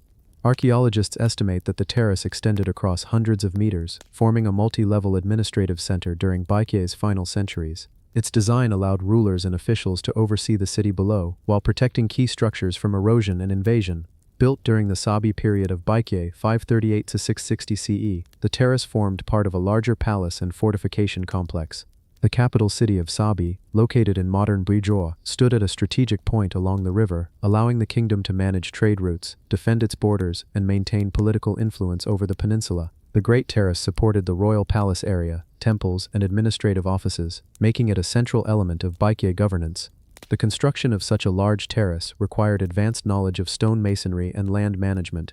Builders used a combination of earthfill, stone blocks, and compacted layers to create stable platforms that could support heavy timber structures. The retaining walls, some more than 5 meters high, consist of tightly fitted stones arranged in horizontal rows. The precision of the masonry suggests careful planning and standardized construction techniques. The stones were shaped using iron tools, then set in place without mortar, relying on weight and fit for stability. Even after centuries of erosion, many sections remain intact. Archaeological excavations reveal that the terrace system was not a single structure, but a network of interconnected platforms. Some areas contain evidence of drainage channels carved into the stone to direct rainwater away from buildings. Others show foundations of wooden pillars that once supported halls, gates, and corridors. The scale of these foundations indicates that substantial buildings stood atop the terrace, structures used by rulers, high-ranking officials, and religious leaders. The terrace also reflects Baekje's aesthetic preferences. Unlike some neighboring cultures that favored massive stone constructions, Baekje architecture emphasized balanced proportions and graceful woodwork. The terrace served as a base that elevated these wooden structures, giving them prominence within the landscape. When viewed from below, the combination of broad stone levels and upward rising halls would have created a strong visual statement of authority and cultural refinement. The Great Terrace's position was no accident. It overlooks the Baengmagang River, a vital transportation route linking Baekje with the Yellow Sea and major trade networks. From the terrace levels, officials could monitor movement along the river, manage agricultural lands, and oversee the city's layout. The terrace's height and clear vantage point made it an ideal location for both administrative and ritual functions. Excavations at the site have uncovered fragments of roof tiles, ceramics, wooden beams, and decorative ornaments. Many of these artifacts bear patterns characteristic of Baekje craftsmanship: lotus motifs, curving ridges, and delicate incised lines. These objects help reconstruct the appearance of the buildings that once stood atop the terrace. Roof tiles with rounded ends and intricate designs suggest that the halls were elaborately decorated, with layered roofs and bright colors. The terrace system also connected to fortification structures built along the ridges surrounding the capital. Defensive walls extended across nearby hills, forming a network of barriers that protected the city. The terrace itself may have supported lookout towers or signal stations used to relay information between garrisons. Combined with the palace complex, the terrace formed part of a broader strategy of urban planning that balanced defense, administration, and ceremonial presence. One important discovery within the terrace complex is evidence of a large wooden hall believed to have served as a government office or royal building. The size and arrangement of the foundation stones indicate that the hall held significant political or administrative importance. Its location on one of the highest platforms reinforces the idea that the terrace was central to Baekje governance. Archaeological studies also highlight Baekje's close ties with neighboring cultures. Roof tiles and decorative fragments show influence from China's southern dynasties, reflecting diplomatic exchanges and shared artistic traditions. Baekje was known for transmitting these cultural elements to Japan, contributing to early Japanese architecture and Buddhism. The terrace, therefore, represents not only local achievement, but also a node in broader cultural networks. The terrace's construction required large labor forces. Workers quarried stone from nearby deposits, shaping blocks to fit the design. Earth was moved to create level surfaces, compacted, and contained by stone walls. The precision of the walls reflects skilled masons familiar with slope stabilization and load distribution. The builders also considered seismic and environmental factors, making the terrace durable in a region prone to rain and seasonal climate shifts. After Baekje fell to the Silla-Tang alliance in 6060 CE, the terrace area experienced periods of abandonment, reuse, and modification. Some structures burned during the conflict, leaving layers of ash and charred beams. Later dynasties reused stones for new buildings or fortifications. Despite these changes, the basic form of the terrace survived, protected by the stability of its stone construction and the hill's natural contours. Modern excavations, first conducted in the 20th century and continuing today, have revealed the full extent of the terrace system. Archaeologists use 3D mapping, soil analysis, and digital reconstruction to visualize the ancient layout. These studies show how terraces connected to gates, corridors, and administrative districts, offering a unique glimpse into urban planning during the Baekje kingdom. Conservation efforts aim to preserve exposed stone walls and stabilize earth layers. Rainwater, vegetation, and temperature changes pose risks to the exposed sections. Protective barriers and controlled access help reduce erosion. Interpretive paths allow visitors to experience the terrace while minimizing damage. Today, standing on the Great Terrace offers a view similar to what Baekje rulers once saw. The river winds through the valley, the hills rise in gentle slopes, and the horizon opens toward distant plains. The terrace's scale remains clear, even without the wooden halls that once crowned its platforms. It feels like a stage carved into the mountain, broad, stable, and deliberate. For archaeologists, the terrace is a key source of information about Baekje engineering, politics, and culture. It reveals how a kingdom shaped its environment to support administration and display identity. The careful stonework, strategic placement, and integration with the surrounding landscape reflect a society skilled in both practical planning and symbolic expression. The Great Terrace of Baekje remains a monumental platform where history, engineering, and landscape meet. Even after more than 1,000 years, its stone layers hold steady on the hillside, preserving the memory of a kingdom that once shaped the cultural heart of the Korean peninsula. The giant Buddha carving of Galvihara. In the north-central plains of Sri Lanka, surrounded by forests and scattered pools of still water, lies the ancient city of Polonnaruwa. For a brief but influential period, nearly 900 years ago, this city served as the island's capital, a center of religion, engineering, and royal administration. Today, much of Polonnaruwa stands in ruins, softened by time and vegetation, but one monument remains strikingly intact, hewn from a single stretch of granite, the colossal Buddha carvings of Galvihara. These rock-cut sculptures, carved directly into a massive granite outcrop, represent some of the finest examples of medieval Sinhalese stonework. Their scale, precision, and serene expressions continue to draw visitors from across the world. Galvihara, originally known as Uttarama, was constructed during the reign of King Parakramabahu I in the 12th century CE. The site consists of 4 main Buddha figures carved side by side into the rock face: a large seated Buddha, a smaller seated Buddha, sheltered within an artificial cave-like chamber, a standing Buddha, and a massive reclining Buddha, measuring over 14 meters in length. Each figure is carved from the same continuous granite formation, revealing the carver's skill in adapting natural stone to artistic and religious purpose. The seated Buddha at the center of the group sits in the dhyana mudra, the meditation pose, with hands resting calmly in the lap. The contours of the face, narrow eyes, slight smile, and smooth curves demonstrate a level of refinement characteristic of the Polonnaruwa period. The carving retains a sense of calm stability, achieved through gentle lines rather than deep incisions. The folds of the robe are rendered with shallow grooves that blend into the granite surface, showing a sophisticated approach to sculpting texture from hard stone. To the left of the main seated figure is a smaller Buddha inside a shallow rock-cut chamber known as the cave shrine. Although not a natural cave, its carved walls and ceiling imitate earlier rock shelters used during Sri Lanka's Anuradhapura period. The interior was once coated with plaster and brightly painted. Faint traces of pigments remain on certain surfaces, offering a glimpse into the original appearance of the complex. The Buddha inside this chamber also sits in meditation, framed by carved panels that echo traditional temple architecture. The standing Buddha, positioned to the right of the central figure, remains one of the most interpreted and debated sculptures in Sri Lankan archaeology. The figure stands over 7 meters tall, arms folded gently across the chest. The body is elongated, and the expression somber, with downcast eyes. Some early scholars believe the statue represents Ananda, the Buddha's attendant, mourning beside the reclining Buddha. However, modern research supports that the figure is indeed a Buddha, carved in a unique gesture that reflects compassion or contemplation. The subtle carving of the face and posture contributes to a sense of quiet depth, making the statue one of the most memorable pieces in the ensemble. The largest sculpture at Galvihara is the reclining Buddha, positioned at the far right. Measuring over 14 meters in length, the statue represents the parinirvana moment, the passing of the Buddha into final enlightenment. The body lies on its right side, with the head supported by the hand. The folds of the robe follow the contours of the body, in smooth lines that emphasize stillness rather than motion. The feet, carved in perfect symmetry, touch gently, a detail that reflects Sinhalese artistic conventions of the period. The sheer size of the reclining figure demanded careful planning, as any miscalculation in proportion could have disrupted the harmony of the sculpture. Carving such large figures from granite required specialized knowledge.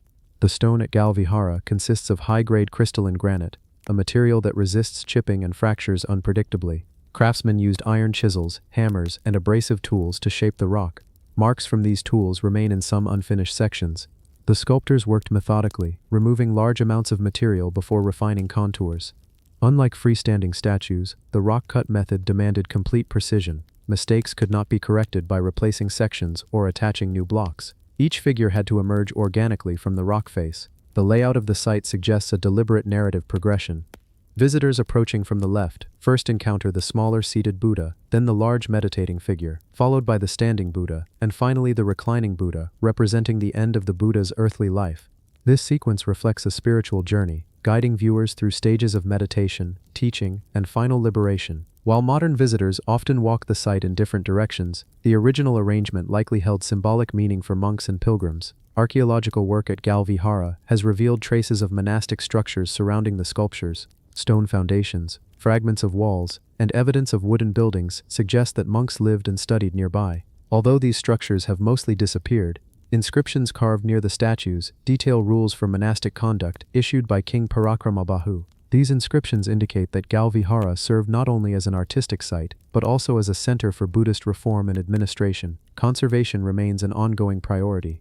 Sri Lanka's tropical climate exposes the granite surface to weathering, biological growth, and mineral staining. Conservation teams monitor cracks, apply cleaning treatments, and manage visitor access to protect the sculptures.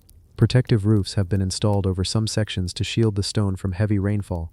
These measures aim to preserve the delicate surface details that define the statue's aesthetic character. Visitors often remark on the precision and calmness of the sculptures. Despite their size, the figures do not appear imposing or overwhelming. Instead, they project a sense of quiet stability. The smooth transitions between carved surfaces demonstrate how sculptors worked with the natural texture of granite to create depth without harsh shadows or abrupt forms. This approach results in a visual softness that contrasts with the hardness of the stone itself. The artistic style of Galvihara reflects both local tradition and external influence. During the Polonnaruwa period, Sri Lanka maintained contact with South Indian kingdoms, particularly the Chola Empire. Although Chola artistic influence appears in some architectural features of Polonnaruwa, the Galvihara carvings remain distinctly Sinhalese in composition and expression. The emphasis on serene facial features, balanced proportions, and minimal ornamentation aligns with centuries of Sri Lankan Buddhist art. For archaeologists, Galvihara offers insight into how medieval Sri Lankan communities used landscape as part of religious expression. The rock itself became a foundation for meditation and worship. Rather than constructing massive temples, builders chose to carve sanctuaries directly into the natural environment, blending architecture with geology. This approach reflects a broader tradition in South Asian Buddhism of using caves and rock surfaces as settings for sacred imagery. Today, Galvihara remains one of Sri Lanka's most visited archaeological sites. The sculptures stand in open air, surrounded by trees and quiet pathways. The natural light shifts across the granite surface throughout the day, revealing different details in the carved lines and expressions. The site continues to function as both a historical monument and an active place of worship, with visitors offering flowers at the base of the statues. The giant Buddha carving of Galvihara endures as a testament to the artistic vision and technical ability of the Polonnaruwa period. Carved from a single stretch of granite, the four figures represent a synthesis of engineering, spirituality, and craftsmanship. Even after centuries of weather and political change, the expressions remain calm, the lines remain clear, and the rock continues to hold the memory of the hands that shaped it. The site stands as one of the finest achievements in Sri Lanka's long history of Buddhist art.